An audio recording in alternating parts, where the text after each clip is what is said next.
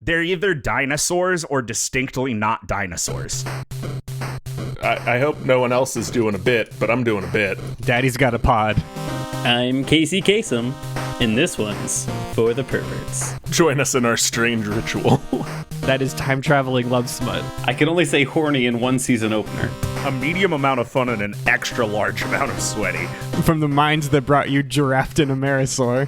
No regrets, no masters. I got dick jokes to make, man. Leave me alone. This is good. This is good for anyone. This one's going to be weird. I'm very interested to see where this goes. Hello and welcome to Debate This, the show where no one is right, but someone is definitely wrong. In this show, we take time out of our busy adult lives to talk about comic books, video games, and how, you know what? Fuck it. Repackage my childhood, sell it back to me, let me drown in a vat of nostalgia so that I may slip the surly bonds of capitalism forever. Isn't that just like all of Hollywood? That's just everything now. That's just everything. Yeah, that's now, just yeah. that's. And I am practicing radical acceptance in my entertainment meeting. I'm just letting it happen. I'm the other way. Don't make old things new. Make new things. If you're gonna make old things new, you gotta cast Timothy Chalamet in a musical adaptation of that. Ugh. Is that what Dune Part 2 is? Is Dune 2? I wish. This is a Dune podcast. No, that was a Wonka reference. Yeah. Oh, that was a shit. Wonka reference. Yeah, that's on HBO as of this recording. Oh, that sucks. Well, today we are not talking about Willy Wonka, Dune 2, or Timothy Chalamet. Today, God damn it. we're doing a flavor text that I've had in the chamber since way back in season 3 of Debate This. In 2020, we released episode 49, Quadrifolium of Love, and episode 61, Pirate Ships Don't Have Feet, also known as the only 2 times I've gotten to talk about Power Rangers on this stupid podcast. Well, today, we're adding a 3rd appearance to our legendary Ranger cameos, and I could not possibly be more excited. Is this a cameo? This feels like they're the stars. Yeah. This is one cameo in the show that is our podcast feed. Oh, okay. This is a one episode appearance. This is a special guest star, I guess, more than a cameo. This is like a Brendan Fraser episode of Scrubs. He's not part of the cast, but he's the episode. He showed up a couple times. I'll allow it. Today's episode is the second in a group of Dealer's Choice flavor texts that were commissioned by one of our patrons who prefers to remain anonymous. If you would like to be like this Angel Grove investor and commission your own flavor text, you can do that right now over at patreon.com/debatethiscast. For the low price of just $60, you can commission your very own podcast about anything you want. Want to make me spend a week of my life watching Big Bad Beetleborgs? Because I will absolutely spend a week of my life watching Big Bad Beetleborgs. Whatever you'd like to commission, you can get the details at patreon.com/debatethiscast. It sounded like a threat. I mean, it's more of a promise. Matt, is the anonymous patron you? Did you put 60 of your own American dollars into our Patreon so you could talk about Power I can Rangers? say definitively that it wasn't, but I can't say definitively that he won't do it for Big Bad Beetleborgs. That's true. It wasn't me, but what a fun idea that is, and a good twist it would be in the future. It as they say, could be fun. Could be fun. So today I've called together Kyle Goldar Harper and Andrew Squat Henderson for the most nostalgic flavor text since Teenage Mutant Ninja Turtles, a property that we will also talk about a non-zero amount today. That squad has 2 T's. It does. That's intentional. Does have 2 T's. Unfortunately, Todd Finster Thomas has been separated from his corporeal body and is currently recovering as a spirit in the Morphin Grid and wasn't able to make today's recording. So, for the other 2 of you, before we jump in, I'd like to ask the ceremonial question. Guys, what do you know about the Power Rangers at the start of this flavor text? Well, I have so many more questions than I did 5 minutes ago. I need to know what the Morphin Grid is because you have piqued my curiosity. Yeah, I mean, I know as much about the Power Rangers as anybody who was 9 in 1997 did. You know, it was my entire life in 1st grade or 3rd grade, however old I was when this came out. And then 2 years passed and then it was done. I will say my answer to my summarized answer to this question is I was there for Ivan Ooze. I was there. I was in the theater day one to see Ivan Ooze and to hear them saying, "Uh-oh, we've got trouble. Something, something on the double." Good. Perfect. Kyle, what about you? I'm the opposite. I was not allowed to watch Power Rangers because my mom feared it would make me violent. Yeah. I would imitate them and hurt myself. I think she just didn't want to watch Power Rangers, and that seemed like a good Also excuse very fair. to a 7-year-old at the time. I know I've picked up bits and pieces of the lore over the years, as one does when a series runs in the background of everything else in the world for 20 years, but almost nothing. I know there's dinosaur mechs. I know there's mechs. Literally every type of mech you can imagine. Literally every type of mech. I know that Bryan Cranston had an early voice role on Power Rangers, and I know the name Ivan Ooze. Those are all things. They Andrew, are all things. Real quick, I was going to ask both of you this question. Kyle, I didn't know that you didn't watch Power Rangers growing up, but Andrew, if you had to guess, what year do you think you hopped off the Power Rangers? I mean, it was probably Zeo was the last season I remember watching. Cool. Is that different than Neo? It is. There is not a Power Rangers Neo, but Zeo would There be isn't. different. Okay, I thought No. there was. Was that the? Or wait, am I thinking of when were they shapes? Zeo was shapes. You're Okay. right. I know Okay. exactly what you mean, dude. They were shapes in Zeo. Andrew, I just took a sip of coffee when you asked that. You chored That on was your really coffee. dangerous. I would actually probably bet, Andrew, that you watched one more season after Zeo. You know what I did? It was the alien one where they got turned into babies and they did a Garlic Jr. saga. Yeah, okay. All right. So you watched all of what is called the Zordon era, which is something Yes. that I will explain in a couple of minutes. God, I can't That's wait. the standard. I know they were cops at one point, or first responders. Like they all had. Yeah, Tell you what, they've been both. they've been Good. They've been every essential worker. The garbage man season goes off. Holy shit. The reason that I asked was because I think the collective conscious, those of us who were young boys in the target audience of the original Power Rangers, all of us watched Mighty Morphin through In Space. That is Yeah, kind that of tracks. the canonical, for most of us, And series. if memory serves, I think that's because that's when Pokemon hit.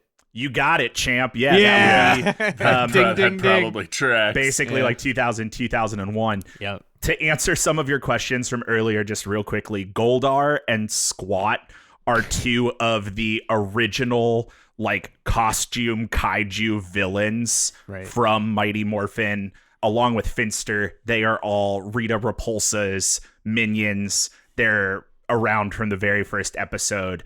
Goldar actually gets a bunch of Pokemon evolutions and becomes Mega Goldar and then Super Mega Goldar and so on and so forth. We're not going to talk about that much today. Mecha Goldar, Skull Shit. Goldar. Mecha Goldar's in the 2023 movie. We'll get there.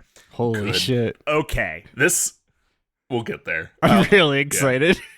I'm so excited for this flavor text. This one I think is going to be my new magnum opus flavor text. So let me go ahead and just get into it. This is just a shonen anime with live actors, right? That's what we're in for. Well, to truly understand and appreciate how we got the Power Rangers, Good. you need to start in Japan. So, the year is 1975. Jaws and Rollerball had hit the big screen, and Wish You Were Here and Physical Graffiti had just been pressed to vinyl. Japanese entertainment company and future One Piece engine, the Toei Company, was primed to launch their second tokusatsu series, Super Sentai, following their first successful outing with a show called Kamen Rider. Common Writer, picture number 1 in the Imgur link. And those of you listening, there is an Imgur link linked in the show notes. If you're not driving while you're listening to this, pull it out. I've got a ton of pictures. This is maybe the biggest Imgur link I've done since FNAF. So there's a lot to follow along with there. It looks like Ant-Man with a motorcycle and a speed racer neckerchief. God, he so does. He is absolutely Speed Racer Ant-Man, and it's awesome. It's really great.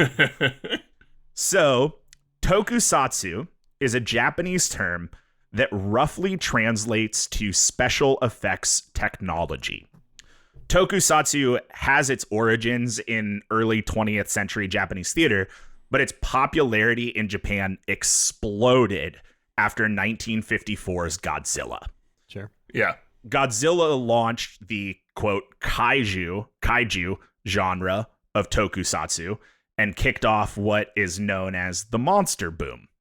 The first of the Henshin boom tokusatsu series started in 1957, but it was cemented as a popular genre of tokusatsu with, again, Kamen Rider, picture number 1, in 1971. Cool. That word Henshin means transform and is another name for the superhero genre of tokusatsu, focusing on sometimes one, often a group of color-coded normies who transform into color-coded superheroes and fight monsters. Did either of you ever play Beautiful Joe? Hell yeah, dude. Did play Beautiful Joe. I've been hoping a Beautiful Joe port comes to Switch. That's what he says when he transforms into Beautiful Joe. He says "Henshin a go go," which I love. Yeah.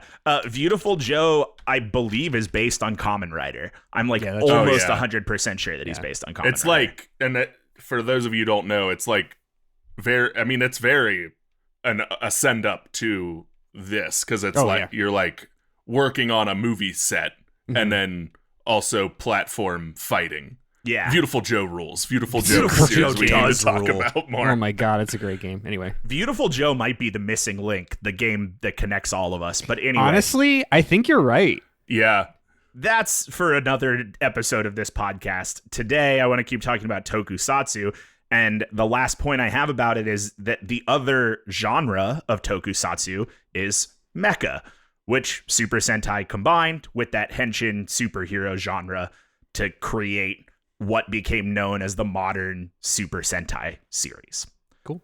So anyway, the Toei company was primed to launch Super Sentai, a Henshin tokusatsu that followed a rotating cast of normal people who transformed into color-coded superheroes and fought aliens.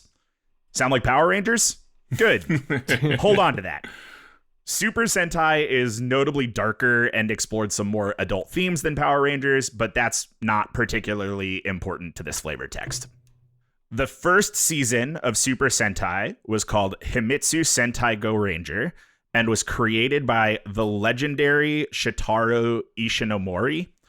I don't have much more in here about Ishinomori, but he is basically the Stan Lee of Japanese Henshin properties. Okay. Look him up.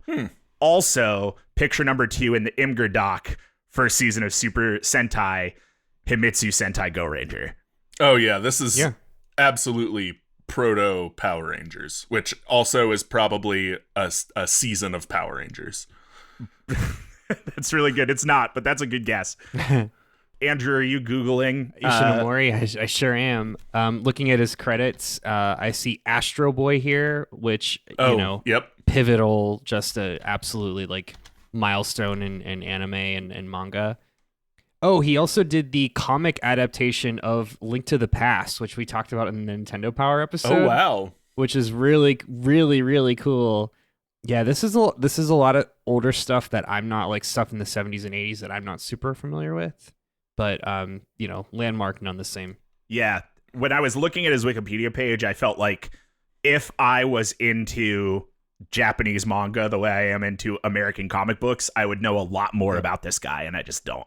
Yep. He did a manga, Sherlock Holmes, which sounds wild. Oh, that sounds crazy. Anyway, back to what we're talking about today.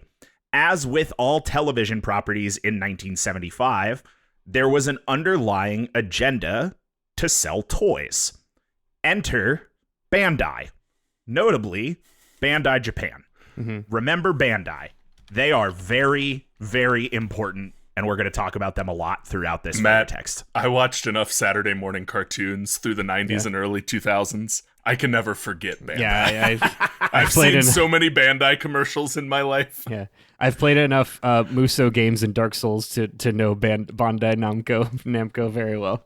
Yeah. Well, they had merged with Namco. Yeah, but this is pre-merger with Namco, so this is just Bandai at the time. Okay, so enter Bandai. Like I said, they're very important. All you really need to know here right now is that they were fucking really good at making toys. Bandai Japan just crushing the toy game. I think between Bandai and probably Hasbro are the only two toy companies I could name. Maybe Mattel, I guess, is the third. Kyle, I am going to come back to that sentence in 2 hours. Just hold on. Good. So, like I said, Bandai, great at making toys. You know who else was really good at selling toys and had a nearly limitless amount of IP to put in plastic? Marvel. Hey. A few years into Super Sentai's success, like 1977-ish, a Marvel suit named Gene Pelk worked out a 3-year sharing agreement with the Toei company that allowed each group to use the other's characters. This led to one of the greatest creations to ever bear Marvel's name, Spider-Man. Yes. Japanese Spider-Man. Oh, yeah. Image number 3 in the friend of the pod, Spider-Man. Friend of the pod, Spider-Man. My favorite Spider-Man variant. Yep. He is better known as Japanese Spider-Man or Toei Spider-Man. This series is drastically different from the source material. Case in point, Takuya Yamashiro, who is the Toei version of Peter Parker, controls a spaceship called the Marveler that also transforms into a giant battle bot called Leopardon. Amazing. His bots can control us all or connect us all. Do we know if Spider-Man made a cameo appearance in the Spider-Verse movies? So much to my dismay, he did not. He has, however, made appearances in the Spider-Verse comics and has become part of that. There's a third movie. Guess who's going to be our Deus Ex Machina in the third movie? Every Spider-Verse movie that's come out, I've wanted Spider-Man so bad. Anyway, this flavor text isn't about Spider-Man, but I bring it up because it taught the Toei team that your henshin heroes are a whole lot cooler if they also pilot giant battle mechs. What isn't a whole lot cooler if it also pilots giant battle mechs? Everything is cooler in giant battle mechs. Absolutely. So Marvel co-produced a few seasons of Super Sentai per the previously mentioned contract.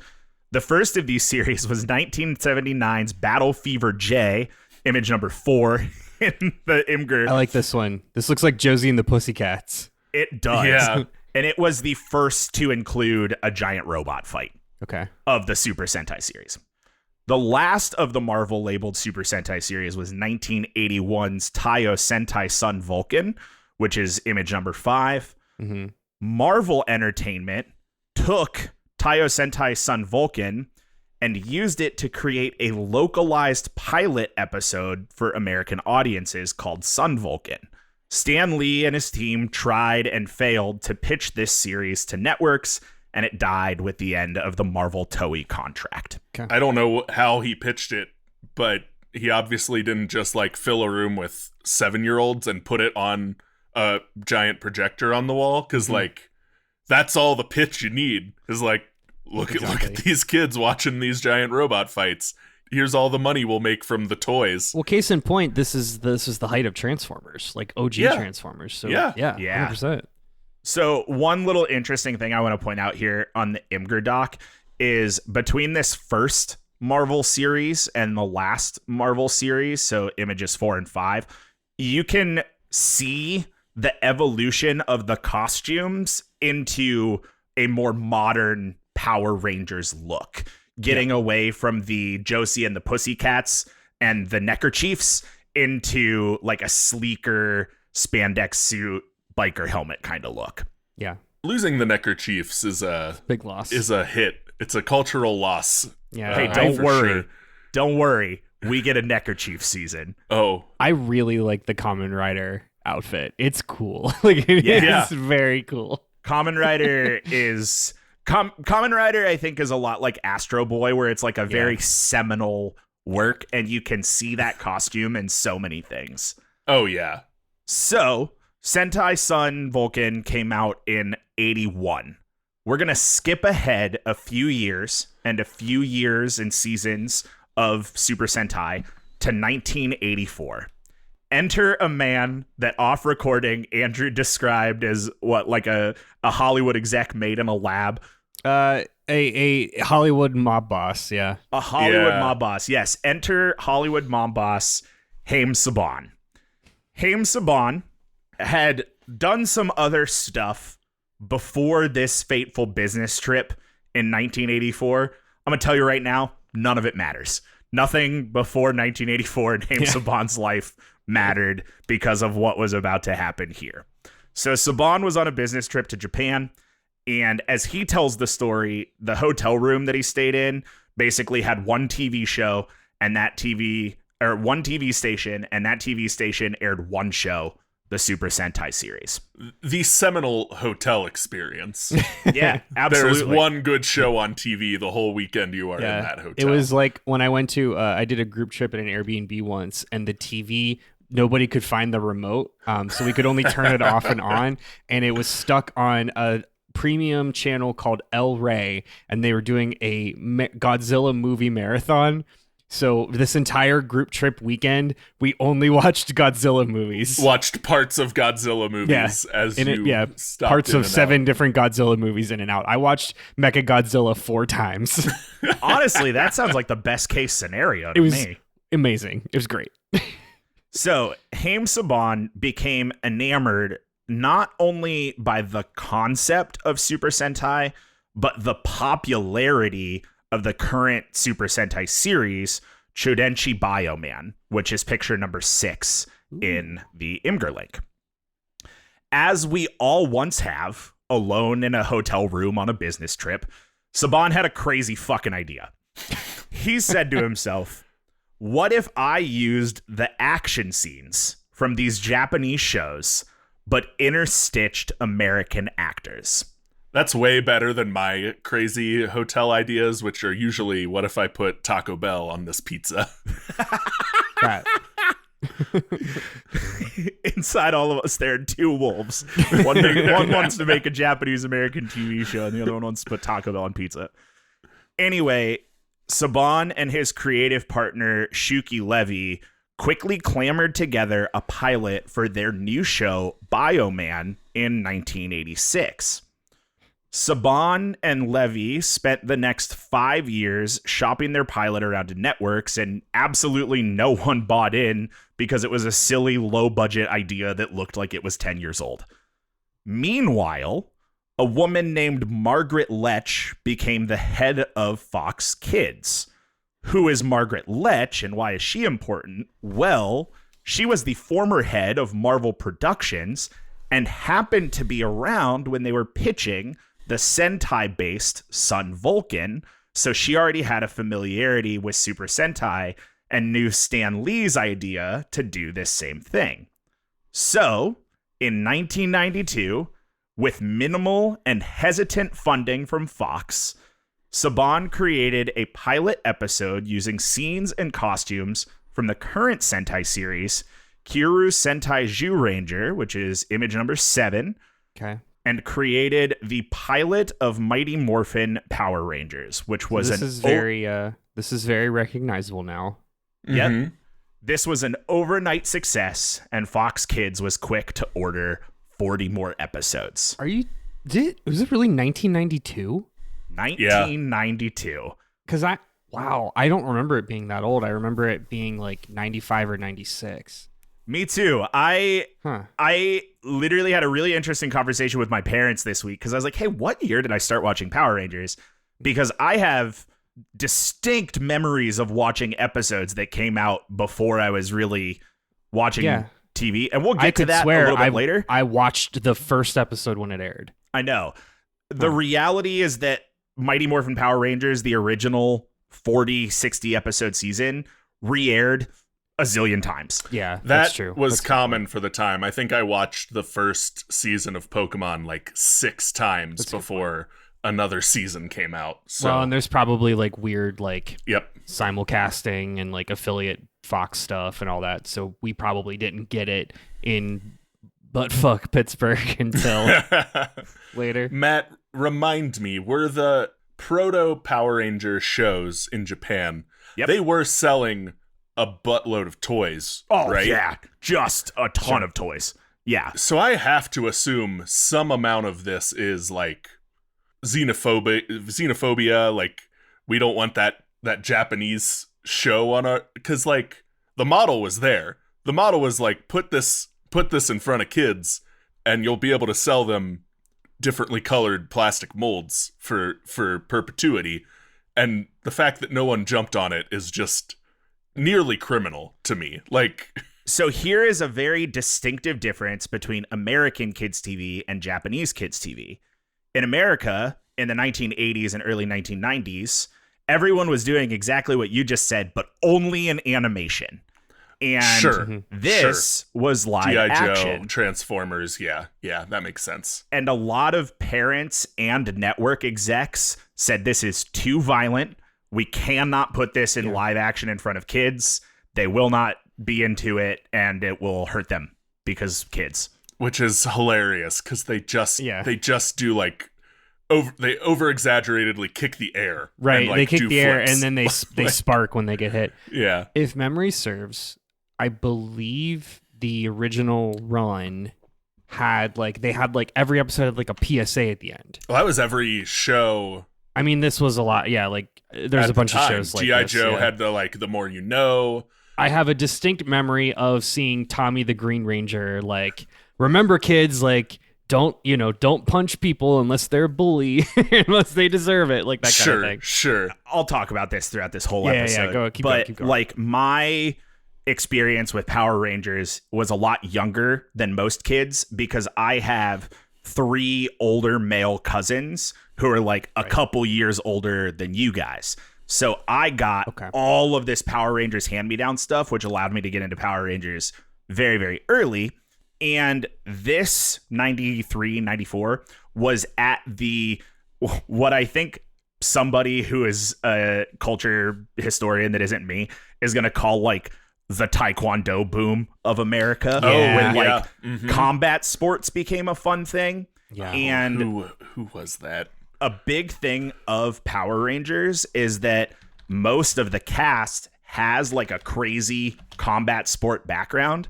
So all of these had, whether it was a very special episode type feel or a PSA where they were like, we're trained professionals, like we do this in the real world type things, trying to get kids not to kick each other in the chest.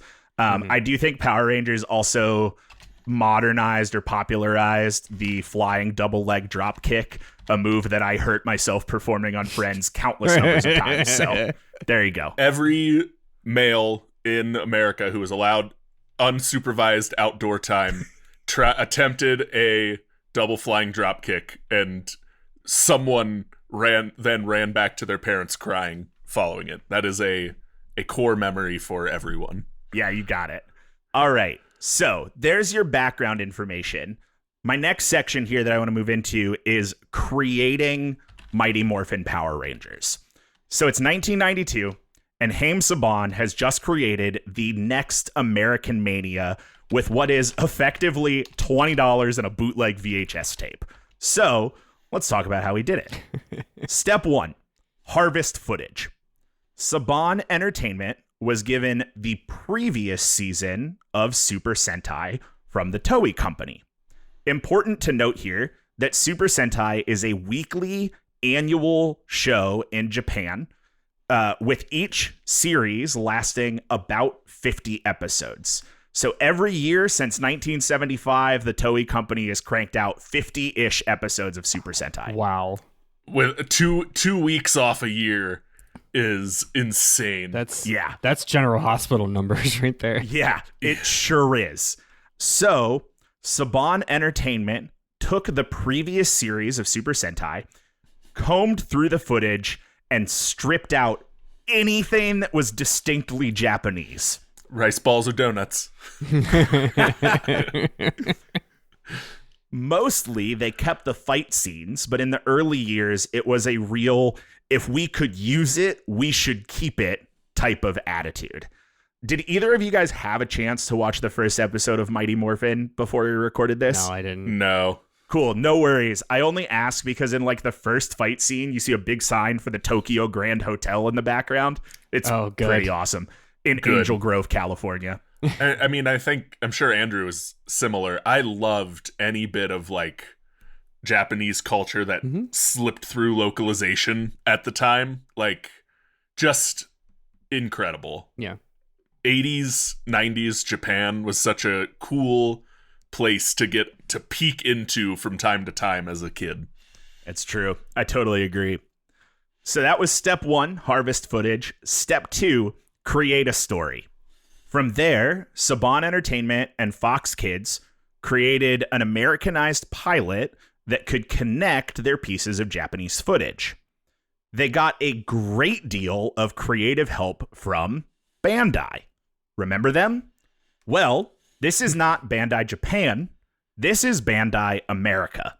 We'll get back to them in a couple of minutes, but for now, all you need to know is that Bandai America created the name Power Rangers, the word morph, the name Mighty Morphin Power Rangers, which they based on Teenage Mutant Ninja Turtles, and created the words Zord and Megazord.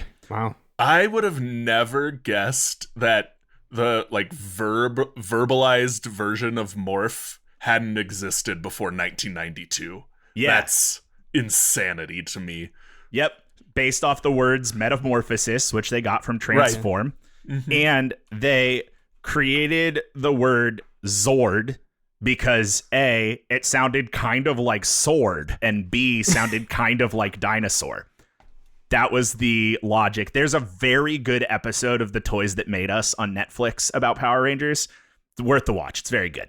Are there Zords outside of Power Rangers? I would have assumed that exists only in that universe, because that's a entirely fictional word to me. Yeah, that's a nothing word. That is a nothing word. Zord is the Power Rangers word for mech.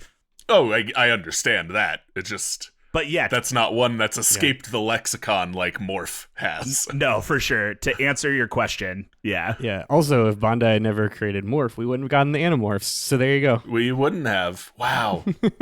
Mighty Morphin Power Rangers, Mighty Morphin Power that Rangers. That is Teenage Mutant Ninja Turtles. I know. Yeah, uh-huh. I know what I'm doing, Andrew. Okay. So we've got step 1, harvest footage. We've got step 2, create a story. Time for step 3. Step 3 comes in 2 parts. So step 3A, shoot American plot. Part of the contract between Saban and Toei is that Saban would also receive the out-of-season costumes from Toei. This included the heroes and the monsters that matched with the fight footage. This will create an issue later, but we'll get there.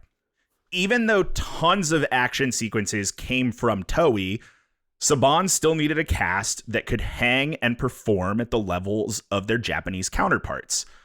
The plot also included a pretty hefty amount of uncostumed fight scenes. So Saban found their teenagers with attitude in, and this picture is number 8 in the Imgur Hell link. Yeah. Taekwondo second degree black belt and judo first degree black belt Austin St. John as Jason Lee Scott, the Red Ranger. Austin St. John, who at the time of this recording will be in Columbus, Ohio in a week at the Toy and Game Show. Very true. That's a true thing. We're going to talk about Austin St. John a decent amount today. Good. Taekwondo trained professional dancer Walter Emmanuel Jones as Zach Taylor, the Black Ranger. AKA the sidekick in the bad guy sidekick in Brink. Oh yeah, the bad guy sidekick in Brink.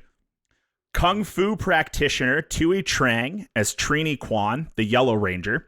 Technically, she wasn't the Yellow Ranger in the first produced pilot, but the one that went to air on Fox Kids, she was the Yellow Ranger. Was it a different actress or was it a different colored costume? It was a different actress, and I didn't really find much information as to why they didn't move forward with her contract, probably. Tons of reasons they don't go with an actor from the pilot. Yeah. And rounding out the cast was competitive gymnasts Amy Jo Johnson as Kimberly Hart, the Pink Ranger, and David Yost as Billy Cranston, the Blue Ranger.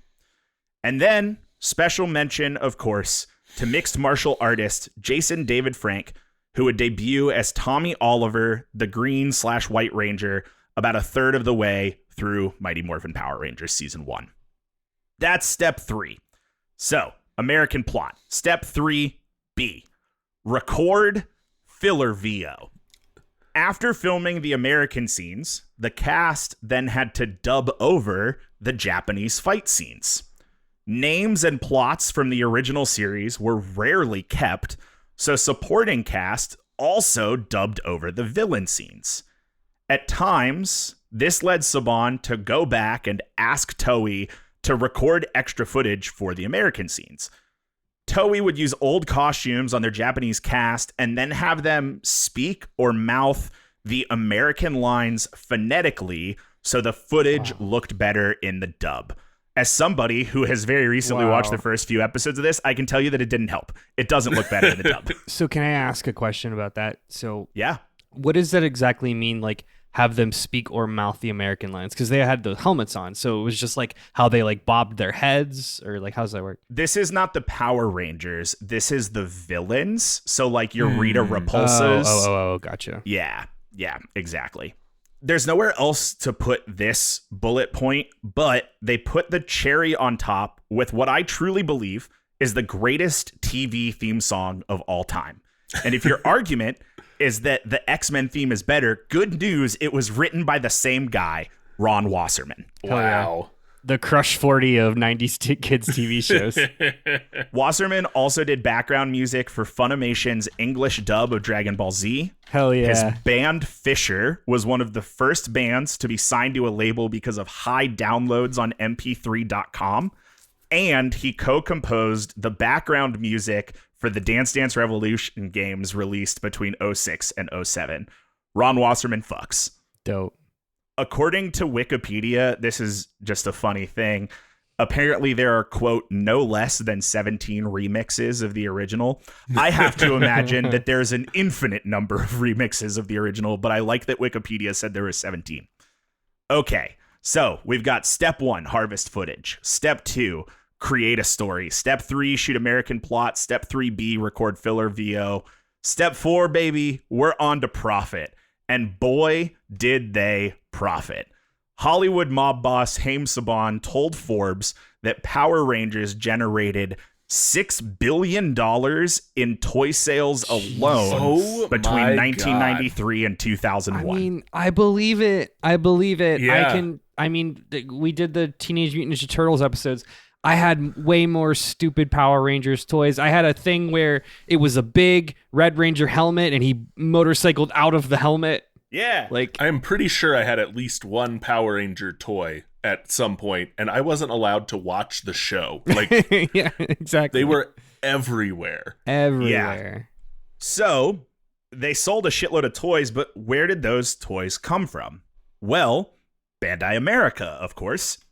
Problem was that in 1993, Bandai America produced one main product, sidewalk chalk.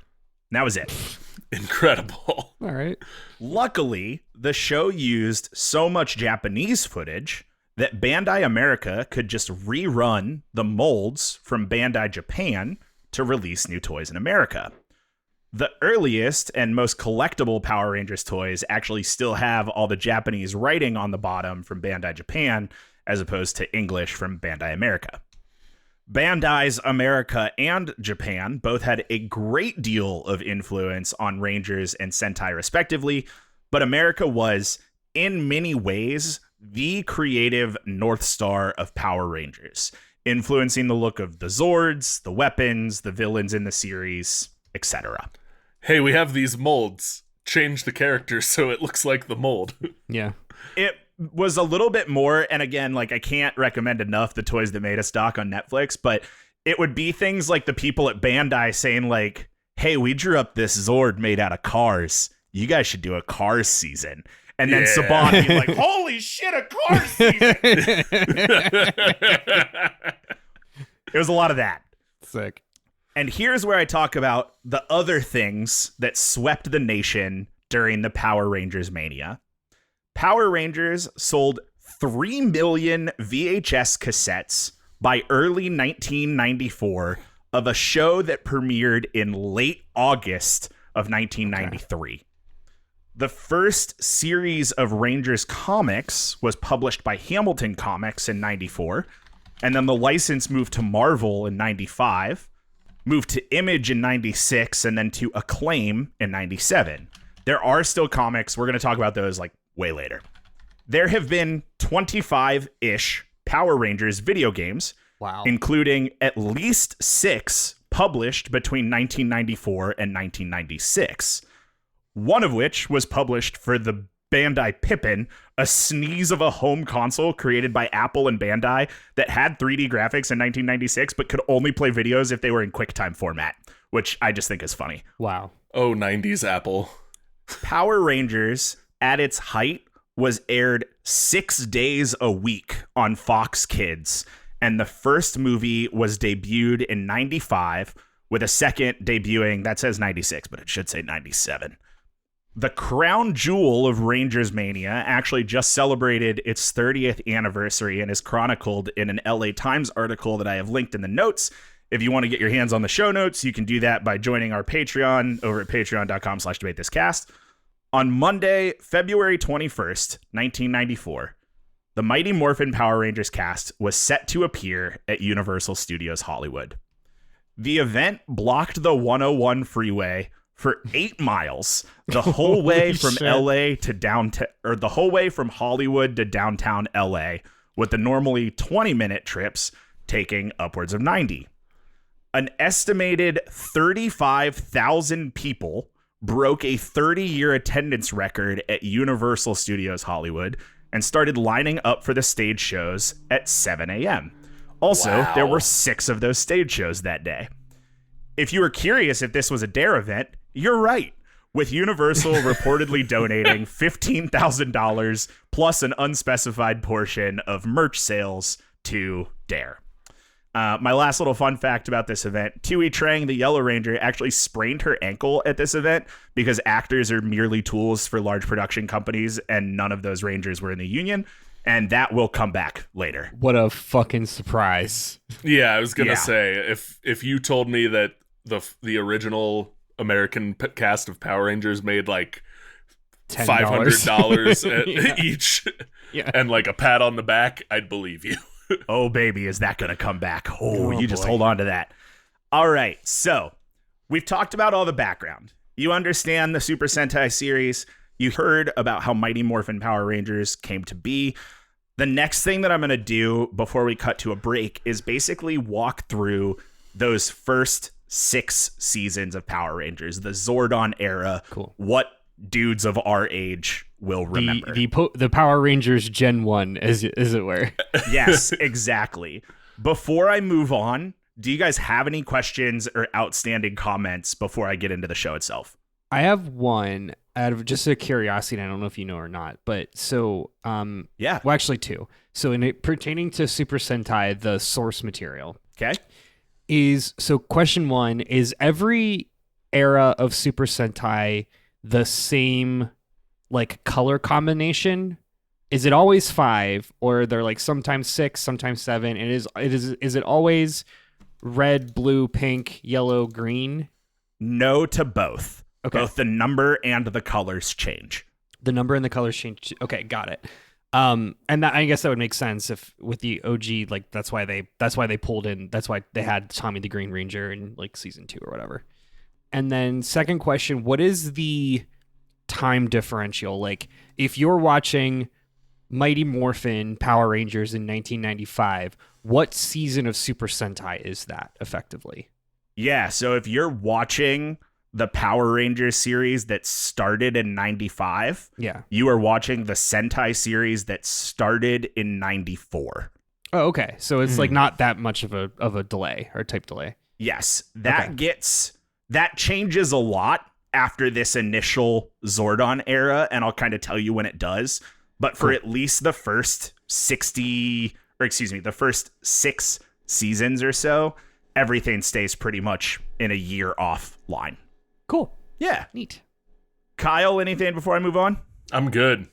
Hell yeah. Let's do it. All right. So we're going to talk about what is commonly referred to as the Zordon era of Power Rangers. Do you guys know who Zordon is? Yeah, it's the big head in the tube. It's the big head. The big head in the tube. Bryan Cranston in the 2017 movie, not in Mighty Morphin Power Rangers, as Kyle and I decided on our Discord. Yes. Yes. Okay, so while Haim Saban, Margaret Lech, and a whole bunch of other suits were hopeful for the success of Power Rangers, none of them could have expected it to become a multi-decade spanning franchise. Fox originally ordered 40 episodes of Mighty Morphin Power Rangers. The success of the first 40 led to an order of an additional 20, bringing the grand total to 60. This first season began what is known again as the Zordon era, the first 6 seasons of Power Rangers that aired from 1993 through 1996. Let's talk about what that looked like. Is Zordon and the robot, they also are in Super Sentai, or was that all American stuff? That is all American stuff. Cool. So Yeah. Haim Saban was like, well, we need a head in a tube. So Yeah. okay. Alpha 5 is a Haim Saban idea. That's the robot. That's the Yeah, robot. he's the C-3PO of the Power Rangers. Exactly. Yeah. Holy shit, he is just C-3PO. Yeah. he's Anyway. C-3PO. So the original order of Mighty Morphin was 40 episodes. Since Ranger ran for 50 episodes, it was totally reasonable for Saban to Frankenstein enough episodes together. But when Fox ordered the extra 20 episodes, Saban ran up against an issue. They ran out of footage. Super Sentai introduces a new cast with new costumes, new powers, new mechs, and new monsters every year and has since 1975. So when Saban came hunting for deep cuts, they didn't really have anything to offer. Because of that, Saban commissioned Toei to create 25 new monster suits and film hours of footage using the new monster suits with the old suits from Ranger that Saban sent back to Toei. This footage is sometimes referred to as Ju 2 by Rangers fans. It is effectively the Mario 2 of Power Rangers. That right there is so fascinating in a lot of ways, because I think about it's like it is such a major difference between American TV and Japanese TV, and the fact that like this whole fucking charade had come crumbling down, because like that's not the way, like is like the kids want more Jason and Tommy, and it's like that's not how the TV show works, bro. Like that's it. Yeah. That's all you got. Every time, like I'm thinking of like Heroes, the show Heroes from 2008 was supposed to be like an anthology. Like we were not supposed to stick with Zachary Quinto and Hayden Panettiere for 4 seasons. Right. We were supposed Much to like get Glee. Much like Glee. Every time they set out to do that, as soon as they go to like, okay, time to bring in the new cast, everyone is like, hell no. Keep these, like, it never works to bring in a new cast in American TV. Dude, I mean, like, look at the problem the MCU is having right now. Like, this is just that. Anyway, we have this U2 footage. Not U2, Ju2. Because Mighty Morphin Power Rangers was basically a Monster of the Week style series, this footage was chewed through by episode 13 of season 2, episode 73 overall. But season 2 of Mighty Morphin Power Rangers introduced the Thunder Zords to the Power Rangers.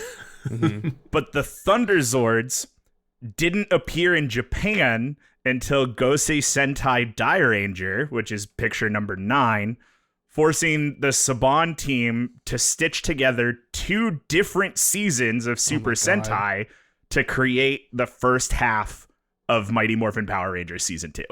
That's really good. That's really funny. It is. Is this shot of the Thunder Zords from footage from the show, or is this something else? because these look like toys. They don't look like. I'm not gonna lie to you, Kyle. I pulled pictures so quickly that I don't know. This was Okay. like the last thing that I did. I'm pretty sure this is from the show. I had this Megazord. Like I was had gonna say- this particular Megazord. I'm pretty sure this is from the show because there are absolutely parts of the show that are recordings of the Bandai Japan toys. Okay. Because like the top left one especially, Yeah. that is not a costume or like that's not a prop or anything. That's a toy. That's an action figure. I mean, what is special effects, right? Like they're all minis anyway. Oh yeah. You know. Oh yeah. Yeah. But to answer your question, Kyle, the answer is both. It's both. Of course. Anyway, around the midway point of Mighty Morphin Power Rangers Season 2, which is early 1995, Austin St. John, the Red Ranger, Tui Trang, the Yellow Ranger, and Walter Emmanuel Jones, the Black Ranger, announced that they were all leaving the show. At the time, it was attributed to contract disputes. It came out later that this had a great deal to do with the sincerely bullshit working conditions. The whole cast was non-union and caught all the shit that goes along with that. They were also all like 22 and were creating one of the most physically intense shows since American Gladiators. So, in episode 28 of season 2, Zach, Trini, and Jason were, quote, sent to the World Teen Peace Summit in Switzerland. Oh my god. What is the World Teen Peace Summit? Is that the like in-universe explanation? That's like when Steve went to college in Blue's Clues? Yeah, it sure is when Steve went to college. They were replaced by the actors in Image number 10, Steve Cardenas playing Rocky DeSantos, the new Red Ranger, Johnny Young Bosch playing Adam Park, the new Black Ranger, and Karen Ashley playing Aisha Campbell, the new Yellow Ranger. And clearly grunge was the style of the Yeah, time. dude. Yeah. Yeah. 2 cut off flannel shirts. Johnny Young Bosch, who is a like very, very prolific voice actor these days. Yeah. Yes, he has had quite the career. Not long after season 2 wrapped, Amy Jo Johnson, the original Pink Ranger, also announced that she was leaving the show. So a little over halfway through season 3 of Mighty Morphin Power Rangers, Kimberly transfers her powers over to a nice Australian girl who moved to town and was briefly under evil mind control. That's when we got the Image number 11, Catherine Cat Hilliard, the new Pink Ranger, played by Catherine Sutherland. Yeah, I remember Cat. We all remember Cat. Yeah.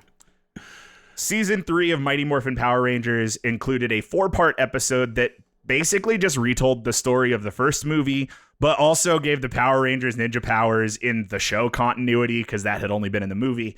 And that's Image number 12. Okay, there's a question. So the movie, right? So this is Yep. the movie. The movie introduced Ninja. Was that all American footage, or was that also TV show footage? Also, Super Sentai footage. Incredible. Wow. Amazing. Almost all of it was from Zhu Ranger. Yeah. They made a fucking theatrical release out of it. What a bunch of What a goddamn move. Yeah, what a bunch of Yeah. goddamn mob bosses. Okay, so it was at this point that Saban was like out of usable Sentai footage. Saban had used 2.5 seasons of Sentai to create 2.5 seasons of Rangers and also a theatrical release movie. But as is Sentai standard, the new season was a big enough shift that Saban wasn't going to be able to keep the look of the Mighty Morphin Power Rangers. Saban decided to embrace this Sentai practice of updating characters' powers each season, but I guess he wanted to like make that convoluted. I don't really understand why this next part happened. Season 3 of Mighty Morphin Power Rangers ends with the world being sent back in time and all of the Rangers getting de-aged. And then Zordon calls in the alien Rangers from the planet Aquitar to save the day. And we get a 10-episode season 3.5 of Mighty Morphin Alien Rangers to transition the characters to the new power set of Power Rangers Zeo. Matt, that's two toy drops in a season. Like, yeah, that's why this was done. This truly, I don't know if this reference is for either of you, but this is like the Garlic Jr. saga of Dragon Ball Z, where like all of the characters were dead and they needed to give Gohan something to do. So they're like, I don't know, fuck. We haven't done Cell yet, so we need to vamp. So like Goku and Piccolo are dead. Gohan's gonna fight Garlic Jr., I guess, and everyone's a baby. That's fine. That's fine. Yeah, Anyway. So the Mighty Morphin Alien Rangers exist. They do 10 episodes. They're all aliens. I had a Mighty Morphin Alien Rangers backpack. To this day, Oh, how I do fun. not know why. Like, this is such a small, brief window that everybody kind of agrees that it happened. Yeah. But it's, it's nothing to write home Matt, about. were they aliens like Piccolo is an alien? Or were they aliens like Clark Kent is an alien? They were aliens like Piccolo is an alien. You don't see most of them demorphed ever. They're pretty much only Rangers because this is all from a different Sentai series. And so they interstitched a lot of like Zordon and Alpha 5 in with Sentai footage that they dubbed English over to create the aliens of Aquitar. It truly is. They were waiting for the manga to catch up. Yeah, for sure. It's just that. But in like a different way, where like, they were behind the manga and they were saying no, wait, write more of this manga. And they were like, no, we don't do that. Moving on. On a day I wish I could have experienced as a 30-year-old instead of a 3-year-old. Season 4 of Power Rangers Zeo, premiered on 4/20 of 1996. Hell yeah. That's image number 14. This is a lot of folks that we remember. Incredible. That's the thing, like, what's so funny is like I remember this being I remember watching it in 1997. I was done watching this by 1997. That's incredible how memory works. Anyway, I'm sorry. Kyle, this isn't the best picture of it, but if you look at their helmets, this is the one that Andrew said is all shapes. Yeah, they're shapes. Oh, okay. Oh, yeah. I understand now. Okay. I thought the Zords were going to be more like... They're not like Tetris pieces. No, they're just like... my Zord's the a pyramid. My Zord's a cube. Like They have to have a theme, and sometimes the theme is we're all firefighters, and sometimes the theme is we're shapes. My mask is a star. My mask is a triangle. Yeah. 20 years later, the theme is going to be wizards. Just hold on. We'll get there. Sick. So Power Rangers Zeo picked up right where Mighty Morphin Alien Rangers left off, with Zordon explaining to the team that because they've been re-aged or whatever, they have new powers and new villains now. They morph into the Zeo Rangers, but with a slightly different lineup. So Tommy was the green/white Ranger and Mighty Morphin is now red. Adam, who was the Black Ranger, is now green. Rocky, who was the Red Ranger, is now blue. Cat stays pink, but notably is Zeo Ranger 1 because, and I didn't get a picture of this one because I missed it when I was doing pictures, so I'm sorry, but the Sentai series Shorike Sentai O Ranger was the first Sentai series to have a female lead. Interesting. Also, we get a new Yellow Ranger named Tanya, played by Nakia Baris. Also, there's a Gold Ranger for a while, and he rules. He's actually 3 people named Trey of Triforia who come from a planet where everyone comes in 3s. Gold Ranger's power is eventually transferred to Mighty Morphin Power Rangers Red Ranger Jason. This Power Ranger is just 3 toddlers standing on top of each other in a Power Ranger costume. Matt, please tell me the color swap is mostly because that's who fit in the costumes from the Super Sentai series. It's gotta be. You nailed it, bud. You sure did. I love how jank the production of this show is and how they just roll right through it. Like, yeah, it's so good. Little fun fact for the people at home, Trey of Triforia was voiced by one guy, but he was portrayed in real life by actual triplets, Ted, Tim, and Tom DiFilippo. Fun. Nice. Billy, MMPR's Blue Ranger, is also there, but he's like the guy in the chair. Now he's their technical advisor. He's their Q. So he's not a full-on Ranger. Power Rangers Zeo also introduced new costumes, weapons, Zords, and a new big bad called the Machine Empire. Hell yeah. The success of Zeo led to the merger of Saban Entertainment and Fox Kids to form Fox Kids Worldwide, which also held the rights to Marvel Productions at the time. Put a pin in that. That's important. Yeah. 1 month before season 5 was set to air, Turbo, a Power Rangers movie, limped through theaters to the tune of a $9 million box office total. This movie was the transfer from the Zeo Rangers to the Turbo Rangers. That's okay, because it only cost $100,000 to make. People did not like this movie. 4-year-old Matt, on the other hand, fucking loved this shit, dude. Yeah. So again, this is 1997. I'm like 3 going on 4. I remember having, and is probably still at my parents' house, the VHS of Turbo, a Power Rangers movie. And I played that shit till it broke. So, like, I could have gotten it a little later. I don't know. But 4-year-old me was like, this is the best movie that's ever been made. I definitely watched it yesterday. Is it the best movie that's ever been made? No. Was it fun? I had a good time. Is Turbo the season when it's Cars? Is this the Car Cars, I think, right? Zord season? This is the first Car Zord season. Not Lightspeed. Sure. Not Lightspeed Rescue. We'll get there. Don't stop reading ahead. Notably, this movie introduced Justin Stewart as the new Blue Ranger, even though he was only 12-year-olds and very small, and he grew 1.5 feet each time he morphed. Oh. Yeah. So they have a Will Wheaton. They have a Wesley Crusher. Yeah, they do. They sure do. He's not a Power Ranger. He just plays one on TV. The rest of the cast stays the same, with Tommy as red, Adam as green, Tanya as yellow, and Kat as pink. In the movie, that is. Man, Tommy's tenure really... Yeah. What's his name? Yeah. What's his real Jason name? David Frank. Jason We're going David to keep Frank. talking about it. Yeah, His just hold on to tenure that. in this series is pretty incredible. So the plot of this movie, if you're curious, a space pirate kidnaps a space wizard's wife and child to force that space wizard to open up a portal so that the space pirate can marry a demon. Hell yeah. Good. Yeah, it's awesome. Season 5, Power Rangers Turbo, debuted in April of 97 and continued the story from the movie. Now, this is the first season where we will have a completely non-Mighty Morphin roster, as Tommy, Adam, Tanya, and Kat all pass off their powers to the cast that is in image number 15. Okay. This first name pisses me off. Theodore J. T.J. Jarvis Johnson, the new Red Ranger, played by Selwyn Ward. Carlos Valerte, the new Green Ranger, played by Roger Velasco. Ashley Hammond, the new Yellow Ranger, played by Tracy Lynn Cruz. And Cassie Chan, the new Pink Ranger, played by Patricia Ja Lee, who went on to be Jill Valentine in the Resident Evil 5 games. Oh. Yeah.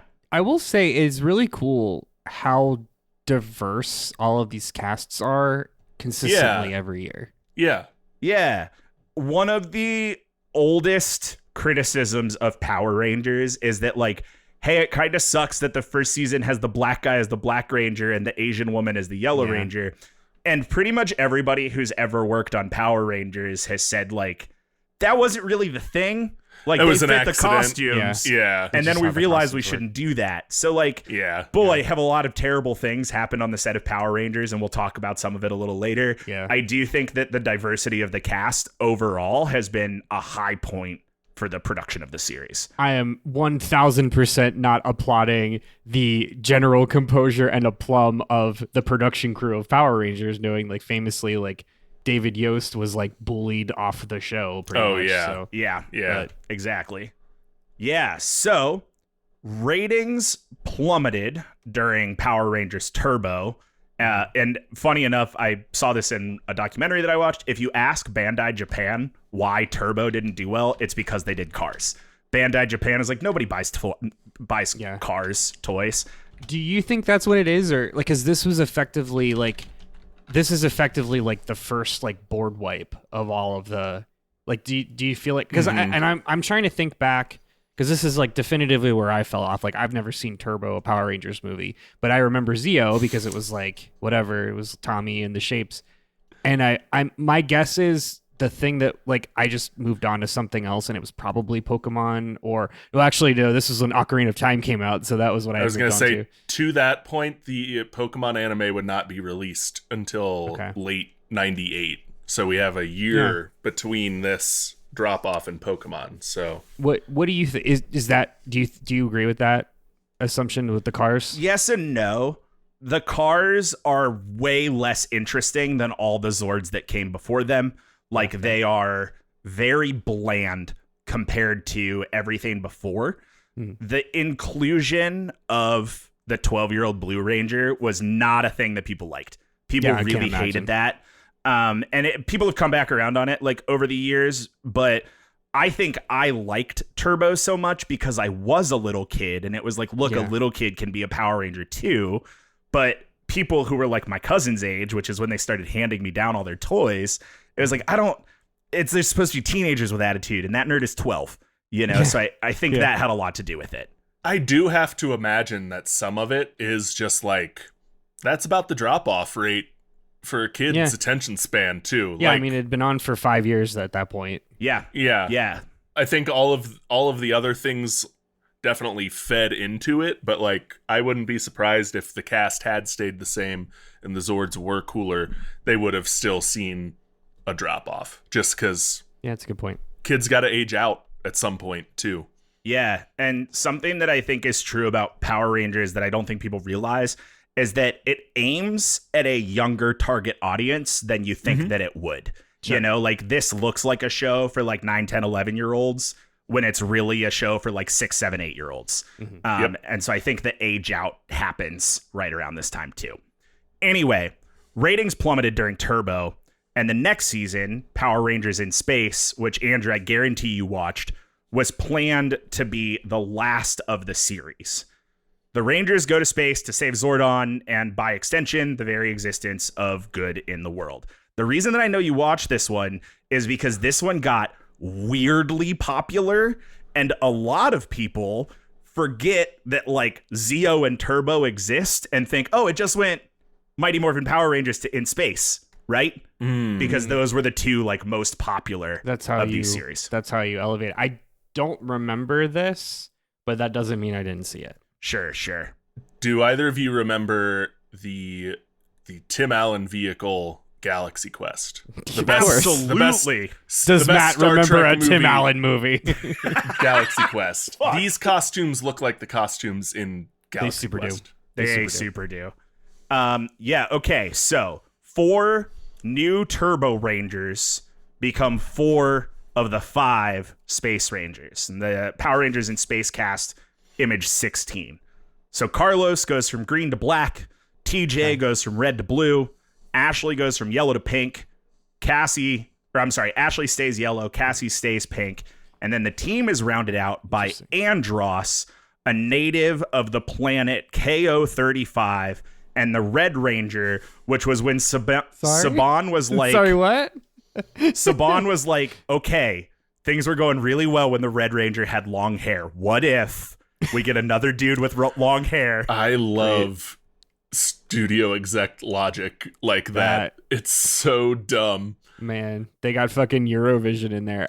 If you honestly, I didn't recognize, I'm looking at these two pictures side to side, and until you said that, Matt, I did not realize that this was mostly the same cast. They look so different in one picture versus the next. It's kind of crazy. Remember too that, like, this was supposed to be the last season, so it was we don't need to keep anything from the first or from last season because everybody hated it. Everything can be new. Everything must go. Yeah. There is a jump.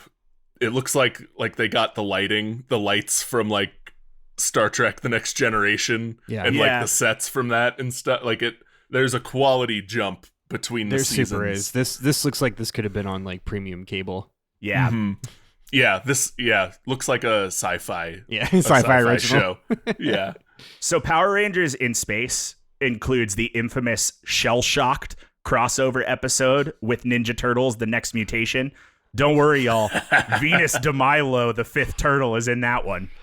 And that's picture number 17 in the doc. Oh, right. There was a 5th turtle, and it was the woman turtle. Oh, my God. Power Rangers in Space also started the team up with previous season tropes, as past Rangers are called back to cameo in episodes. Power Rangers in Space ends with the death of Zordon, who requested that his glowing blue energy tube be shattered. How did he Wait, die? Did he get Hold on. Okay. Shattering the energy tube releases Zordon's good energy, and it destroys the forces of evil and saves the universe. This will come to be known as the Z-Wave, and hand waves away any loose end villains from the first 6 seasons of the show. This is our flashpoint. Yes. Flashpoint. All right. Andrew, to answer your question, Zordon was kidnapped by this guy named Dark Spectre. He's kidnapped? The big tube man was kidnapped? The big tube. Well, the big tube man isn't in the tube the whole time. There's an actual guy. It's just his face and consciousness in the tube. That's his energy tube. He's stuck in a time warp from a war 10,000 years ago that he fought with Rita Repulsa. We're not going to do that today. Okay. So Power Rangers in Space is also mostly, and I have an asterisk here, a series wrap on Paul Schreier's Bulk and Jason Narvi's Skull, the integral comedic relief of the first 6 seasons. They do come back in here and there.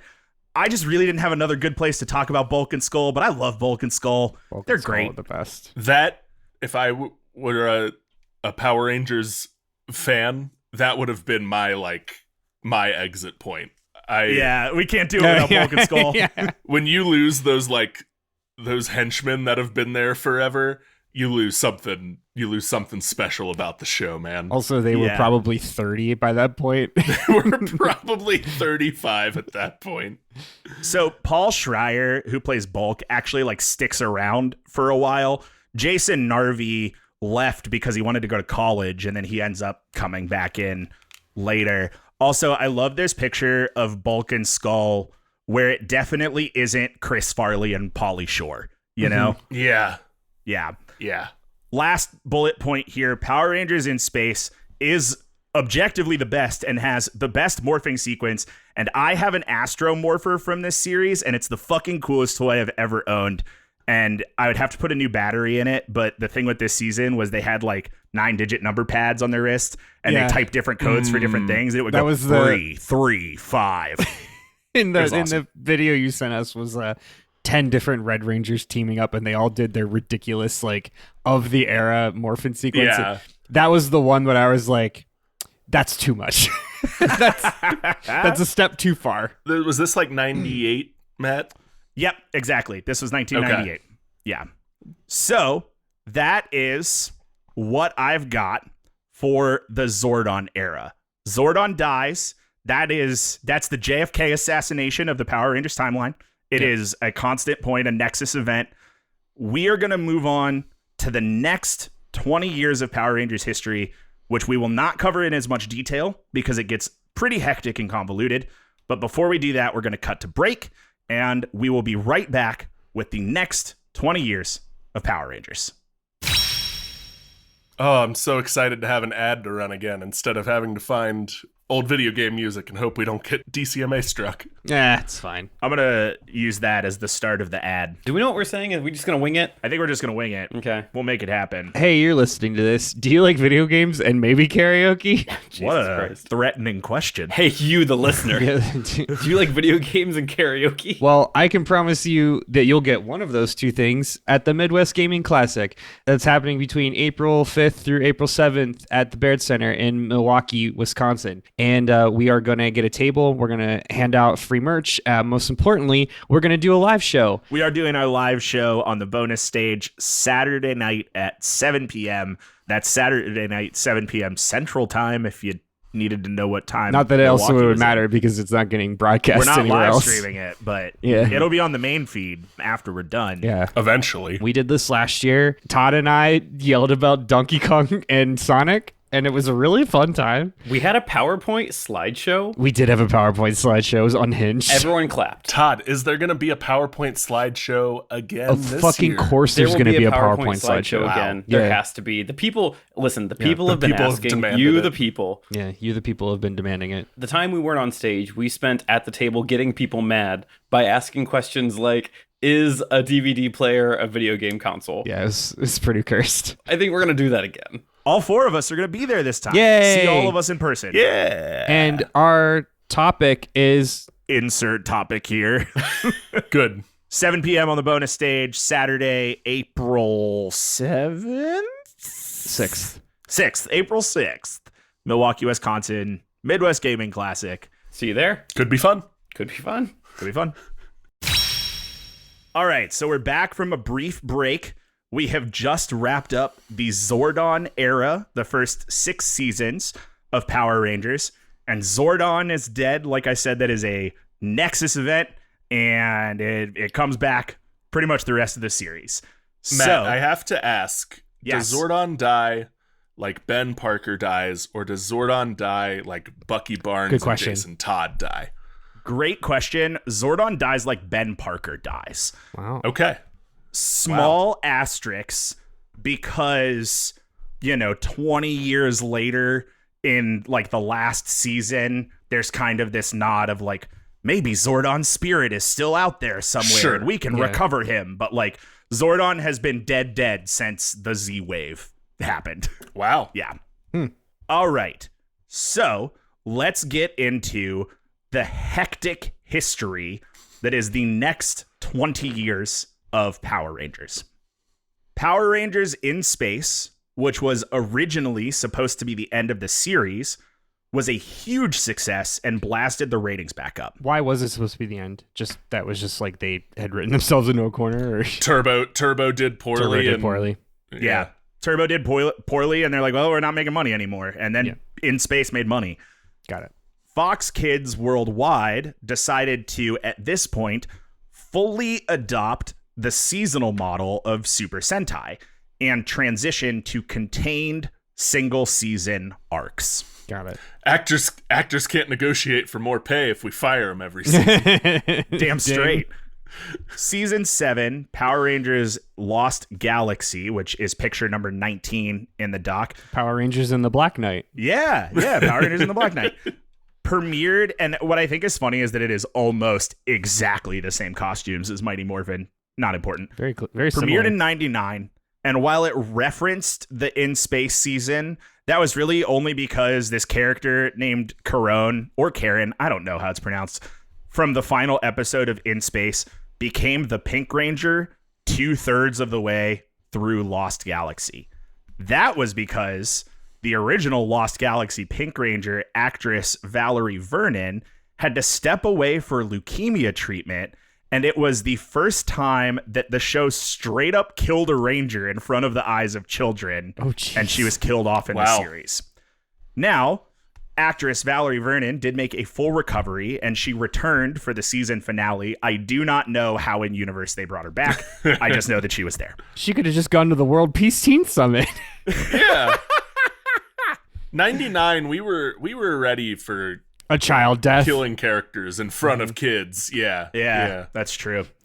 The year 2000 brought the 8th season of Power Rangers Lightspeed Rescue, which is number 20. Power Rangers Lightspeed Rescue is notable for including the Titanium Ranger, the first Ranger with no Super Sentai counterpart. Ah. How's that work? So, the Titanium Ranger never really fights with the other Rangers when they're morphed. Good. And there are a lot of scenes where it's like all 6 of them and they do the like, hiya! And then it cuts to 5 of them fighting and then also the Titanium. And then we cut in just the Titanium Ranger alone fighting. Hell yeah, you got it. Is that the one that looks like a putty patrol? Yeah, exactly. Okay. Just for reference, this is where I hopped off. This is the last season that I have any recollection watching, having toys for. Everything after I'm kind of at a loss. And the reason for that is because 1999, 2000, I was in kindergarten. 2001, I started going to school for first grade in the morning, and so I didn't get to watch this like 7, 8 a.m. Fox reruns, which is where I had seen all of the Power Rangers up to that point. So, Power Rangers Time Force aired in 2001. This is image number 21. My thought, I don't know this for sure, I didn't check, but I'm pretty sure this is the first one with a Power Ranger whose hair color matches the suit color. I did notice that. Now, 2001 was the same year that Fox was acquired by our old friend, the Mouse. Now, I know that sounds weird and That sounds off. really weird. Yeah, show your work. The Fox acquisition by Disney happened in waves because Fox had so many subsidiary production companies. So when Disney was like, we're absorbing Fox, different things went at different times. Fox Kids Worldwide was one of the first things to go to Disney. Huh. Yeah. Never knew that. Nope. Interesting. I didn't either until I started researching for this. So, editor's note, I kind of misspoke there. Disney actually purchased Fox Kids Worldwide, which was the company that was created when Fox Kids and Saban Entertainment merged. My apologies. It wasn't technically part of the Disney acquisition of Fox, but I mean, one mega corporation buys another mega corporation, dominoes in a chain, you know? Can we roll back just a second? Is Lightspeed Ranger the one where they're like first responders, where like the Zords are like a cool fire truck and a cool ambulance and a cool cop car, or is that different? I think this cool is one cop of the car. seasons where it's that. Yeah. I don't totally remember, but yeah. Any point you can drop in what the Zords like sort of were would help timestamp some of this for me. It gets tough because like they're either dinosaurs or distinctly not dinosaurs. Yeah, sure. When they're distinctly not dinosaurs, they could be literally anything else. It's really funny. So, Power Rangers Time Force, this sees Power Rangers from the year 3000 go back in time to do like a John Connors with the ancestor of 3000's Red Ranger in 2000 to save the world. Cool. So, that was 2001. In 2002, we're given the first season produced by Disney, Power Rangers Wild Force. This is image number 22.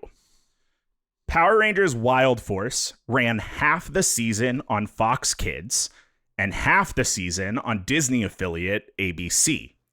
This is the 10th season of Power Rangers, and this is the season that includes the Forever Red episode where every Red Ranger, except for Rocky, is brought back to save the world.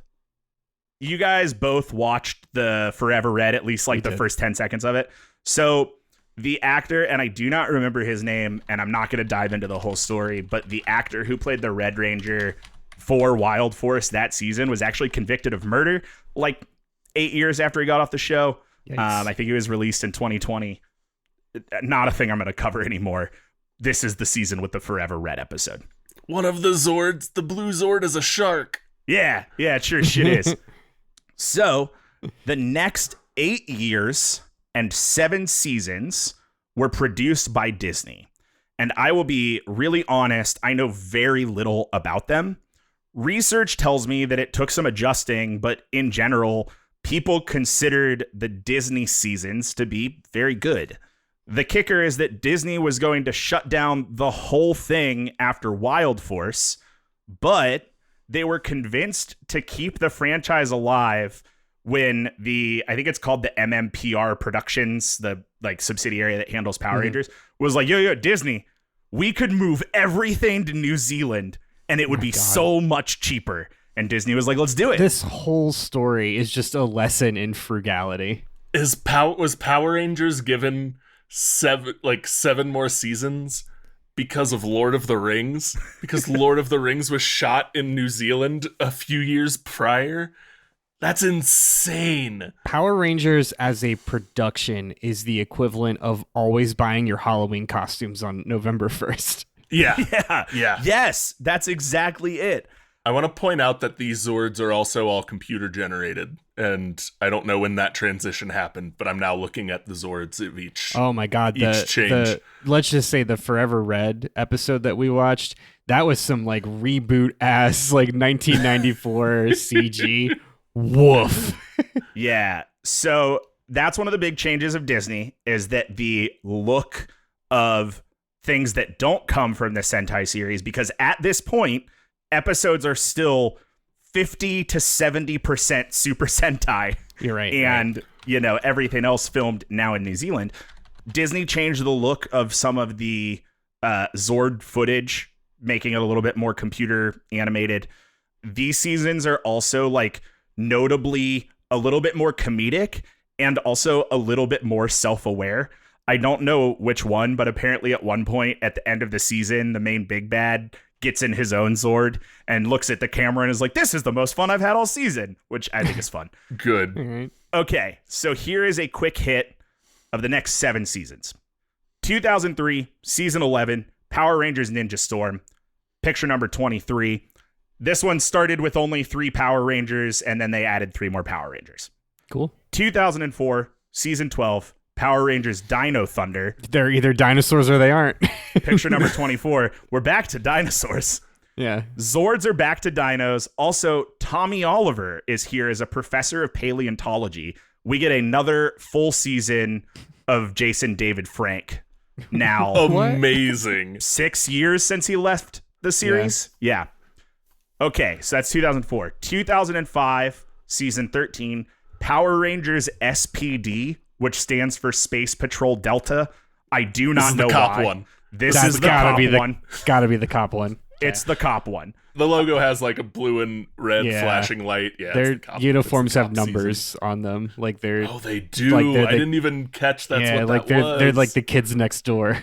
Apparently, there's like 14 different Power Rangers in this series. That's all I know. Oh. 2006, season 14, Power Rangers Mystic Force. This is the first time that the whole Rangers cast is either from New Zealand or from Australia. Also, they're wizards, and they morph with flip phones. These are the best costumes in a while. I gotta say, they're pretty good. We aren't at my favorite costume yet, and I'll tell you when we're there. This is my second favorite costume. Mystic Force costumes. There's rule. a couple things that one, they have capes. So if you're not looking at the picture, capes, great. 2 though, they all have this like consistent, like I guess fantasy-esque like animal imagery. Yep. Which is fun. Which it's like also it's their visor.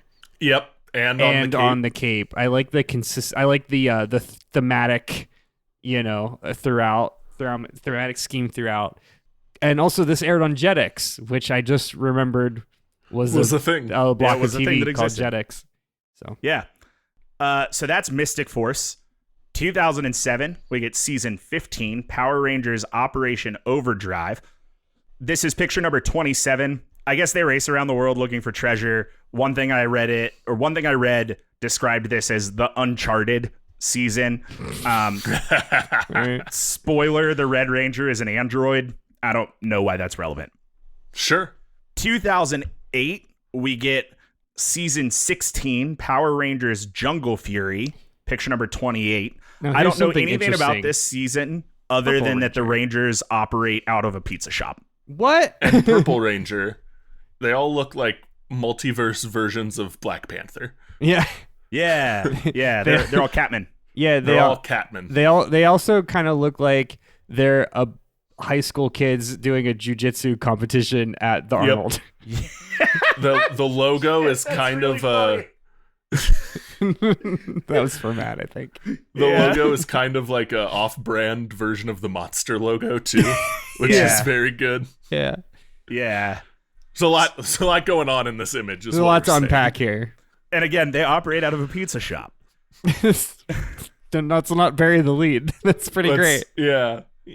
Okay, so 2009 gets us season 17 Power Rangers RPM. Image number 29. These guys have numbers on their chest. They also have just numbers. straight up numbers on their chest. The helmets have wheels on the sides. We're back to cars. We're back to distinctly cars, not yeah. dinosaurs. The ear things are wheels. That They're tires. sucks. These are bad. These are bad designs. So I have not watched this season. However, when I read this next bullet point, you'll know why I want to go back and watch it. Apparently, this one is set on a post-apocalyptic Earth where the Rangers protect the last city on Earth. Interesting to note here, Aka Darville plays the Red Ranger, Scott Truman. He will later go on to play Malcolm Ducasse in Jessica Jones. Oh. And then Rose McIver plays Yellow Ranger Summer Lansdowne and will later go on to play Liv Moore in iZombie, which is the main person in iZombie. Yeah. Now that you brought up, I know we haven't talked a ton about the world building here, but are these all distinct, like not interconnected stories then? Like, is that how this works? Like these are basically like multiversal, whatever you could think of it. Okay, so there is a multiverse season and we're not there yet. Okay. Each season, the Power Rangers basically get their own new fictional town to defend. So like the original 6 was all about Angel Grove. Right. It's not Angel Grove every season. And, the timing skips around a whole bunch. We're almost to the season where like everybody comes back. You had asked the question, Andrew, in our Discord, if like, is this whole world connected in such that all of these Rangers are just forever on call to be a Power Ranger? My answer to you isn't no. It's not a definitive yes, but it's not no. And all of the series are completely separate and stand alone from each other unless they want to bring cameos in which case they will very hastily connect them in some way. Sure. Got it. Yeah. Got it. So like these guys in post-apocalyptic future are still saying things like, well, ever since the Z wave when Zordon died, because again, JFK, but they're not like, oh, well, let's call the Dino Rangers to come and save post-apocalyptic Earth or whatever. Yeah. I love the idea that like 15 cities across, I guess, the world, but probably America, all have their own independent Power Ranger team. I mean, Yeah. it works It's like for the the West Avengers. Coast Avengers. Yeah. Yeah, kind of. Yeah, pretty much the same. It's like the Great Lakes Avengers. Sorry, that kind of was in reference to it works for the Avengers. It kind of works for the Avengers. Yes, It also is weird for that. Okay, so there are your Disney seasons. Now, Disney planned for 2008's Jungle Fury to be the end of the series. But obligations with Bandai, remember how important I said they were, because of those obligations, they wrapped it up with 2009's Power Rangers RPM. 2010 stands as the only year since 93 without a new Power Rangers series. Disney aired a remastered Mighty Morphin Power Rangers from the first 60 episodes, I think actually only the first 40, and the property as a whole was sold back to Hollywood mob boss Haim Saban for like a fifth of what he got when Fox sold to Disney. What a move. Just, I'm sure he's like capital E evil, but like game recognized game. Like, here, Disney, go make this more valuable for me for X years. You buy low and sell high. Yeah. Man. All right. So those were the Disney seasons. The next 8 seasons were produced by Saban Brands, hand in hand with Power Rangers creative daddy, Bandai. These seasons aired on Nickelodeon, and to be honest, I don't know much about these ones either. Because shows ran for less episodes in 2011 than they did in 93, this next block adapted story arcs across 2 seasons. I like to call these the quote-unquote super era because I think that what other people call it, the Neo Saban era, is weird. And you'll see why my name is better. So here are the quick hits. 2011, 2012, season 18, season 19, Power Rangers Samurai and Power Rangers Super Samurai. Got it. Yeah. This image, I've had this thought a couple of times. I think a key part of Power Rangers' success is that the prop weapons in the show are not significantly more high quality than the toys you could buy at the store. Yeah. And so you could buy effectively the same exact weapons they were using in the show. Yep. Yeah, absolutely you could. They are one TV camera away from LARPing. Yes. Yeah. Mm-hmm. Yeah. So, Samurai and Super Samurai, interesting to note, Bulk is back as a series regular this season. Also, Great. Skull appears in the finale episode. It's a really nice reunion. That's all I know. I hope that there is like a reunion scene where like they get to like, Skull, you're back, and like hug and just like get to reunite for a minute. I'm going to choose to believe that. No one correct me if I'm wrong. Okay. Are you guys ready? We're on to my favorite costume season. I'm very ready. 2013 season 20, 2014 season 21, Megaforce and Super Megaforce. Best costumes of the Super era, and I think of Power Rangers, undisputed. This is the pirate. This is the pirate one. Is this the pirate season? Yeah. It's really good. These is are really great. good. These are great Yeah. costumes. The take that the logo is like a variation on the Jolly Roger is very good. Yep. The like 17th century like coat design Yeah, I like into everything the about it. costume is very good. It's kind of hard to tell in this picture, but their helmets are shaped like tricorn hats. Yeah. Oh, hell I yeah. got it. That Yeah. rules. It's the best. Okay. That's really good. So, Megaforce and Super Megaforce used 2 seasons of Super Sentai, one of which was Kaisoku Sentai Hokai Ranger, an anniversary season where the Sentai can morph into any Power Ranger ever. So, Good. Super Megaforce has a lot of cameos of unmorphed American Rangers showing up because, well, the Japanese footage had them. So, Sure. okay. This season also includes the 20th anniversary legendary battle with every Power Ranger ever. Good. Yeah. They were combing through a lot of Comic-Cons to get that to happen. I love that. So I watched that video, and boy, howdy, that video is something else. But I watched that video, and I just I was screaming at my phone because it was like Tommy saying like, "All right, we have to go," and I was like, "Go where? Where are you going?"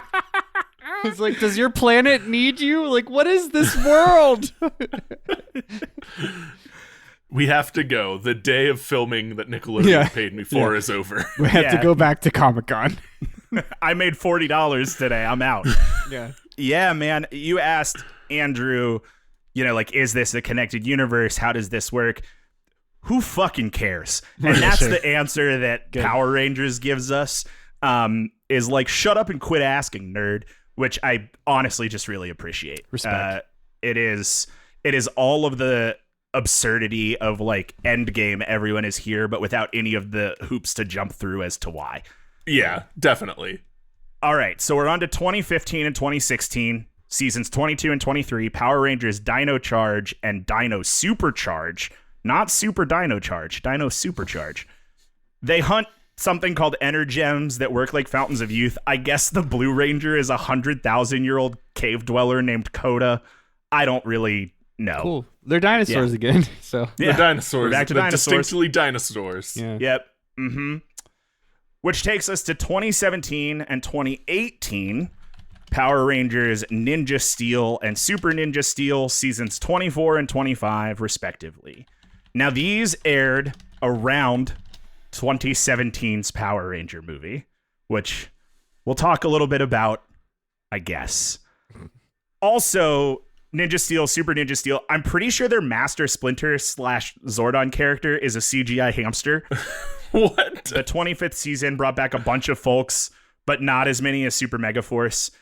This is also the last appearance of Jason David Frank as Tommy Oliver, where he gets to use the Master Morpher and use all of his previous Ranger forms. It also wraps up that Tommy and Kat went off and got married and have a kid. I'll say the Ninja Steel Zords are distinctly not dinosaurs and seemingly have no theme. I told you they're either dinosaurs or they're distinctly not dinosaurs. One is just a humanoid robot, one's a dragon, and then one's a dump truck, and then one's a wolf. All right. No Hell theme. yeah, dude.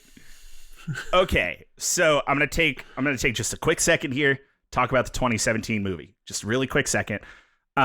Holy shit, the 2017 Power Rangers movie is ass. That movie's not good. It's really not good.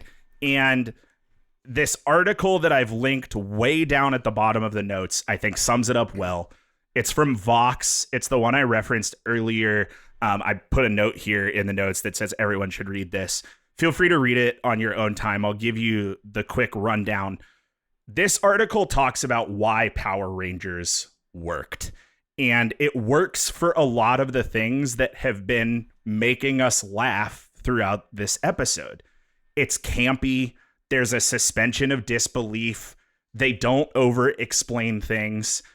Power Rangers is about cool fights and being cool people. That's it. That's bullet point 1 and 2. It's the same logic that Zack Snyder wanted people. Is it Zack Snyder? Did he do Michael Transformers?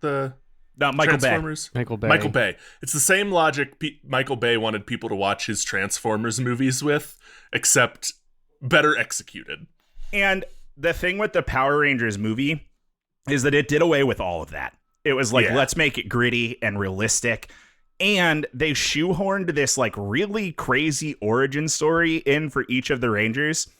The 2017 Power Rangers movie is a 90-minute adaptation of the first 22-minute episode of Power Rangers. Oh yeah. Really? Can't do that, man. The first 22-minute Power Rangers episode is called Day of the Dumpster. It's when Rita Repulsa escapes from the space dumpster on the moon. They fight Giant Goldar at the end. Everybody gets their Power Rangers powers. That's a 5-minute movie, tops. The way that the 5 teens in the original show get their powers is there's an earthquake, and they're like, oh my God, there's an earthquake. And then they all get teleported to Zordon's place, and Zordon's like, you're Power Rangers. And they're like, Yeah, okay. it's like, that's it. And that's it. And the 2017 movie gives you Tried to add lore to that. 70 minutes of like, here's Trini's backstory, here's Kimberly's backstory, and like, nobody needed it, nobody wanted it. It's not very good, which sucks because like it looks cool, but like cool in a boring MCU way. It could have been like a really special thing, and it wasn't. And it wasn't. Were we recording the podcast when this came out? We might have just No. started. This Or- would have been the year before we The started. year before. Okay. Yeah. I didn't see it until we were recording the podcast. I don't know if I Maybe ever talked that's about what it was. but- I was going to say, I kind of remember you watched it while we It is a were significant thing for Matt Cole to say a movie is bad. recording. Yeah. Yeah. It is. That's true. It's really true. Specifically a summer blockbuster action movie. Yeah, about the fucking Power Rangers. About Like, come the on, this is fucking Power easy Rangers. sell. Okay, so that's the little bit I wanted to say about the 2017 movie. I also want to take just this brief second to talk about Jason David Frank really quickly. I have never gotten as emotional putting together a flavor text as I did doing this flavor text. Jason David Frank's death was probably the celebrity death that has hit me the hardest in my lifetime. Tommy Oliver, the character, not so much JDF, but like Tommy Oliver, the character, was truly my like hero and idol as a kid. You know, like that was who I wanted to be, who I felt taught me what it meant to be a superhero and a leader and so on and so forth. So I don't think a lot of people know this. The reason that Super Ninja Steel is the final appearance of Tommy Oliver is that Jason David Frank actually retired, quote unquote, from the Power Rangers universe in 2022. He basically said he was done. He was working on his own thing. He was in the process of making a movie called Legend of the White Dragon, which was supposed to be sort of his spiritual successor to Power Rangers. he had walked away from the series and let the series kind of move on without him. He did very unfortunately die, was a loss to mental health, a very unfortunate suicide. And I've heard nothing but phenomenal things about Jason David Frank. Friends of the show, the guys on Canned Air, had interacted with him a bunch, and we had talked about it. They've had the guys who played Zordon on their show a bunch of times. All around pretty good guy. I think that he did a lot for the Rangers fandom and the show as a whole. Yeah, it just really fucking bums me out that he's gone, and mental health is important. Everyone should go to therapy and everyone should ask for help. End PSA. All right. So, after the 25th season of Rangers, the series went through arguably its biggest change to date. In February of 2018, it was announced that A, Power Rangers would continue to air on Nickelodeon through 2021, and B, that Saban was parting ways with Power Rangers creative daddy Bandai in favor of Hasbro. And Hasbro would become the global toy master of the franchise starting in 2019. 3 months later, in May of 2018, Hasbro exercised an option in their contract and bought the franchise and all of Saban Entertainment's assets for a cool $522 million. There it is. There it is. So Haim Saban, combined with Fox, got money from the Disney Fox acquisition, Right. bought Power Rangers back. I didn't say the number, but I believe it's $43 million. Had it for 8 years for $43 million, then sold it again for $522 million. Holy shit. Man. Yeah. And that puts us to 2019, season 26, and 2020, season 27, Power Rangers Beast Morphers, which is picture 34. I think these are the worst costumes. These are pretty awful costumes. They just kind of look like they're in a wasteland. They're like marauders in a wasteland. You need the morph suit style. Yeah, shit's got to be skin tight, man. It's got to be skin tight. Yeah. Probably not a dinosaur set, not a dinosaur season. No, they're like animal-ish. Yeah. Beast morphers. They're like Thunder Zords, Kyle. Jesus Christ. Also, Kyle, you said something really interesting. The word morph suit comes from Power Rangers. We would not have gotten the word morph suit if not for Bandai. Thought so. As I was saying it, I was like, I bet that's why it's called morph suit, because it's the same material. Yeah. Speaking of, I'm sorry, I don't want to derail, but like I just realized I was going back to the last dinosaur, not the final dinosaur one, but the last dinosaur season, and their uniforms all have like actual pictures of the dinosaur which they represent, which is really silly and fun. And the Beast Morphers looks like they're trying to do an MCU, and that's boring. Yeah, it does. I think this one looks the most like Ant-Man, if that's anything. Yeah, it does look like Ant-Man. Yeah.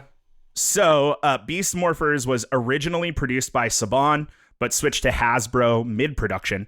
It was the only season to be produced by Hasbro's Allspark production company before Hasbro absorbed Entertainment One, which is also Lionsgate, in 2020.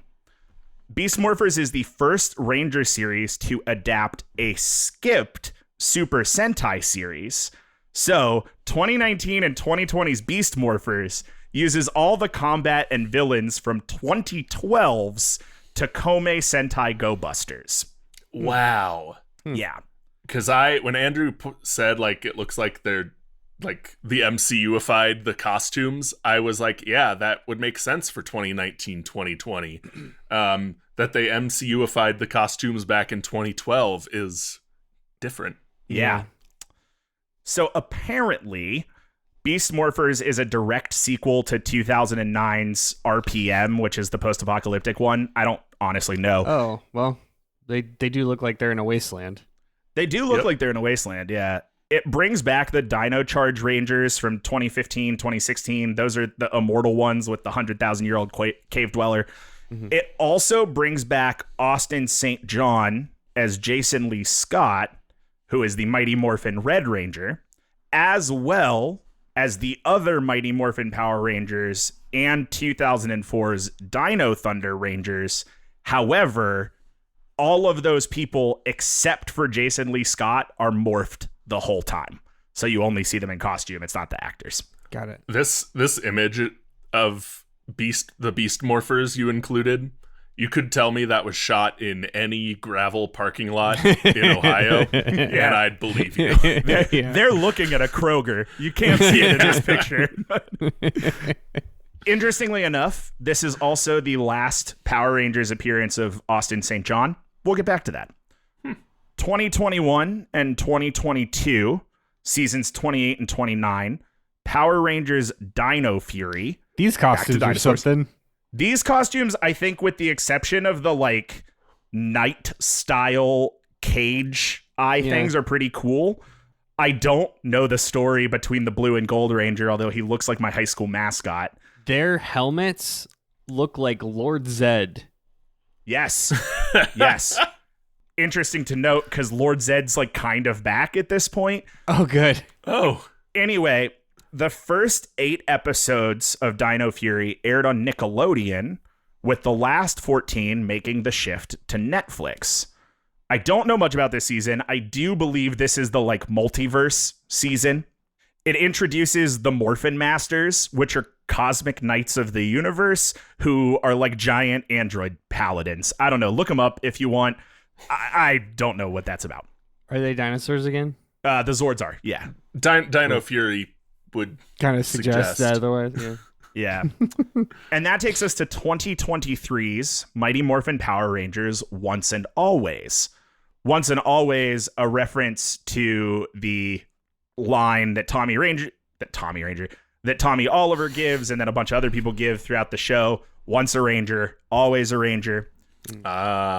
Basically, Hasbro turns to Netflix and says, how can we tie up 30 years of story? And Netflix says, with the original cast. Sure. So, Once and Always brings back Walter Emmanuel Jones as Zach. First time back since leaving for his original contract dispute. Wow. Since he was on Brink. Yep. David Yost as Billy. First time back after effectively being bullied off of the set for coming out as gay. Mm-hmm. Steve Cardenas as Rocky, the only Red Ranger not included in the Forever Red episode. And Catherine Sutherland as Kat, who's been here and there a couple of times, to team up with an actress named Charlie Kirsch, who's a new actress. She plays Trini Kwan's daughter, Trini Kwan, the original Yellow Ranger. Yeah. Huh. Also, Johnny Young Bosch as Adam and Karen Ashley as Aisha are also there. This is a completely unique and original Mighty Morphin Power Rangers lineup that we had never seen anywhere else, which is honestly pretty cool. 2 other folks did decline to participate. Amy Jo Johnson, Kimberly Hart, the original Pink Ranger, and Jason David Frank, who had retired from the franchise at this point, both declined to participate. Also, Austin St. John wasn't included because he couldn't leave the country to film this in 2022 as he was being indicted for a PPP loan fraud scheme. Oh, Good. Yeah. Once and always, baby. Once and always. Once and always. This movie is the 61st episode of Mighty Morphin Power Rangers. It is set in present-day Angel Grove, and it's very fun, albeit a little weird and clunky. Interesting to note that in 2023... Got big Fuller House vibes or energy. Big Fuller House vibes. In 2023, 30 years after the show debuted, Power Rangers Once and Always was the first SAG-AFTRA Rangers production. That is That's ghoulish. insane. Yeah. Isn't that crazy? Apparently there was some union involvement. I don't know if it was SAG-AFTRA or how much involvement there was in those like 2 years before they moved to New Zealand. But part of the reason they went to New Zealand is because there ain't no unions over there, I guess. So there you go. Anyway, that's Once and Always, bringing us to 2023, season 30, Power Rangers Cosmic Fury, image number 37 in the doc. That guy's got Mjolnir. Yeah. Hell yeah. It's a fucking... No, it's bigger. It's like a battle glaive. It's the best. Oh, cool. This is a 10-episode continuation of Dino Fury. It also includes Billy from Once and Always, as well as Min Quan, who is that new Yellow Ranger from Once and Always. This is the first full series in 30 years of Power Rangers with a female Red Ranger who is actually the leader of the group. Wow. It is Amelia Amy Jones, portrayed by Hunter Dino. And Cool. I watched just like literally the very last episode of this before this flavor text. She's great. This whole cast is really fun. The Black Ranger, his name is Ollie, and he's got a Winter Soldier arm because he opened a portal and the portal cut his arm off, which was kind of crazy, I guess. I don't know. Wow. Are they still doing the like using the footage from Japan mashed up with overdubs of and like recorded scenes of the American actors, or have they diverged from that recipe yet? Kyle, I'm so glad you asked. Cosmic Fury was the first series to not adapt any combat or ground footage from Super Sentai. The first series. They did still use some Zord and villain footage from Super Sentai to create Cosmic Fury. So it's also the last series filmed in New Zealand and is allegedly the end of the current Power Rangers established canon that started with Mighty Morphin Power Rangers way back in 93. What they have said is that there is a new reboot due out for 2025. There won't be a Rangers series in 24. Nobody really knows what that reboot looks like. It should be with Hasbro and Netflix. I bet it's bad. Here's the thing. After watching exactly one episode of Cosmic Fury, and I mean exactly one, my expectations are like decent, you know, because the one episode of Cosmic Fury I watched, I really liked. So I could foresee a world where it's not terrible. I could also foresee a world where it is like the 2017 movie and they try and make it too grounded. They try and add lore. And it kills the franchise. In which case, they'll probably sell it back to Haim Saban. Yeah. And we'll just do that dance again. And he'll make another $500 million. I've got to assume any attempt at like creating coherent lore to this property is like mixing oil and vinegar. Like, Yeah, you can't. Yeah. just let it be like it is what it is this season, and we got an original actor back. Yeah, write it in somehow. I don't care. Like, Yeah. don't try and make it work. It works like this.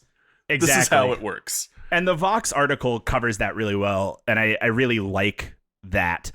I think that exactly like you said, the longer you look at it, the less it passed the sniff test. But the whole idea is that you're not supposed to look at it for very long. Yep. Yeah, and as that's long fair. as they kind of keep that golden arrow, I think it'll continue. But who knows? We'll cross that bridge when we get to it. I've got 3 last bullet points here that I just didn't fit anywhere else in my notes. So let me rip through them real quick. 3 bullet points that didn't fit anywhere else. Number 1, Mighty Morphin Power Rangers had a really rough time with distribution in Malaysia in the early 90s because the Malaysian government thought the word morphin sounded too pro-morphine. Fair. Yeah. Sure. Bullet point number 2. There is a fan film released in 2015 called either Power/Rangers or Power Rangers Unauthorized as part of Adi Shankar's bootleg universe. If you don't know Adi Shankar, he's the executive producer on Lone Survivor and Netflix's Castlevania. It starred James Vanderbeek as Rocky, the second Red Ranger, and Katie Sackhoff as Kimberly, the first Pink Ranger. The only OG cast member to appear was Carla Perez as Rita Repulsa. Battlestar Galactica, Kyle. Thank you, Andrew. You're welcome. Yeah, I saw there you go. I You saw got it. Kyle in real time searching for Katie Sackhoff. Highlight that name. Yeah. I have watched Power/Rangers 4 times since I started writing this flavor text. I remember love it. that came out. It's very good. Yeah. It's really Yeah. cool. Yeah. I didn't really realize that it was part of a whole series of bootlegs. Neither did I. Apparently, this bootleg universe started with Adi Shankar doing a follow-up to Punisher Warzone with the actor who played Frank Castle, whose name I don't remember. I don't know. Haven't seen it. Last but not least, let's talk about those Power Rangers comics. As noted earlier, there's been a whole bunch of comics from a whole bunch of publishers, but in 2015, Boom Studios won the comic license for Power Rangers and has held on to it ever since. Personally, no matter what happens with Hasbro, I think Boom will keep Power Rangers alive and very true to form what it's always been. I think Boom is going to be, and this isn't to throw shade at Hasbro, maybe they do great, I don't fucking know, but like, I think Boom is going to kind of be the Bandai America of Power Rangers going forward. In fact, there is a new Power Ranger series that launched just over a month ago at day of recording in February of 2024. Mighty Morphin Power Rangers The Return, which explores an alternate timeline where the 5 original Rangers never parted ways. Mighty Morphin Power Rangers The Return is written by original Pink Ranger Amy Jo Johnson and illustrated by Nico Leon, who has most recently illustrated Miss Marvel. Very cool. I would agree with your prediction there, Matt. On this cover, very much to me, like, I saw this cover and I was like, oh, this works. Like, this could, yeah, like, Power Rangers could and probably should exist in comic book form in perpetuity. Perfect medium for the Power Rangers. It feels a lot of the same as the Buffy comic. Just like, this was written with a lot of love. Yep. Yeah, exactly. And you can tell that it is. And even before Amy Jo Johnson started writing for Boom, a lot of the Boom stories have been, like very loving and written with a lot of care. One of the biggest pieces of the comic canon is that, like, the big bad is this guy named Lord Draken, who is like the evil clone of Tommy Oliver, who basically just marauds as like an evil green, white, gold ranger. And he's really cool. And a lot of people have wanted Lord Draken to like cross over, but I think there's a lot of good things going on in the comics. I have flirted with the idea of like, oh, maybe I'll go back and watch the whole Rangers series. I'm definitely going to go pick up this book and like read through the Return series because I think it's going to be really good and I'm really excited for it. And that is the entire 30-year history of Power Rangers. Whew. Wow. Putting this flavor text together is the most fun I've had in a really long time. And like I said, has me teetering dangerously close to the edge of, I'm going to watch it all. That's 973 episodes of TV, if you're curious, plus 4 movies, which luckily I've already seen all of. So before I lose my entire personality to a children's TV property, what are y'all's thoughts on the Power Rangers? Yeah, I mean, this was fun. I'm not going to go back and watch any Power Rangers. I feel like in my life, I've gotten what I've needed to out of the Power Rangers. But that doesn't mean that this wasn't really fun to hear. And I'll probably, like, if there's a YouTube video or something to watch, just kind of like a quick, I do want to hear some, I want to know some of the like hand wavy lore things that they've done just to, I think like there's a fun side exercise of like, what is the most ridiculous way we can introduce new powers this time? Like, that to me is very interesting. Yeah. Similarly, and Matt, we kind of talked a little bit off mic in the break. This was great. This is very fun. I am not going to go watch 973 or probably any episodes of a show hatched together made for 5-year-olds. I missed that. I missed my window to get into it. But this was very cool. I'm glad it exists, and if it's your thing, more power to you. Because like, what a wild ride 30 years of this story was. Yeah, man, and I'm glad that you guys enjoyed listening to it. This is a very integral piece to the type of media that I enjoy. Campy, high action. The power of good prevails over the power of evil is a lot of the shit that like still stays true for me. And I really, really enjoyed that. And it was really fun not only to look back on what was so influential to me as a kid, but look and see that truly for 30 years, 5, 6, 7-year-olds have had that to look towards, and that has continued to exist in a way that is, at the end of the day, pretty true to that original idea. I really love that the formula of that they was created out of like Hollywood greed and like a budget and trying to do this on as low a budget as humanly possible was maintained for 29 of the 30 seasons. Yeah, that's man. incredible. It's wild. There's something about that's like, I know the actors were treated like garbage and like only Saban made money on this in the long run, but like, what a wild way to have a show run for 30 years. That's insane. Yeah. 29 seasons and 3 of the 4 theatrical releases too.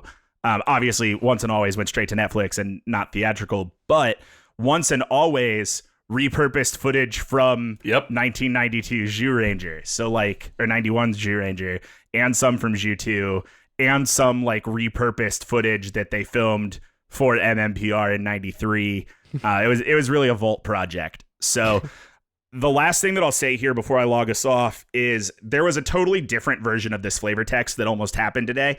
We rescheduled this recording and it gave me the time to retool the flavor text into something I'm way happier with. The other version had me in the back half running through the lore of all the series and like drawing that straight line. And in the notes down near the bottom, I've linked a couple of articles, the 2 from Screen Rant and the 1 from Looper, that pretty much do that. That content exists, and if you want it, it is a wild read, and it's a lot of fun, and I did a lot of that, but cut for time because I think that the story of the production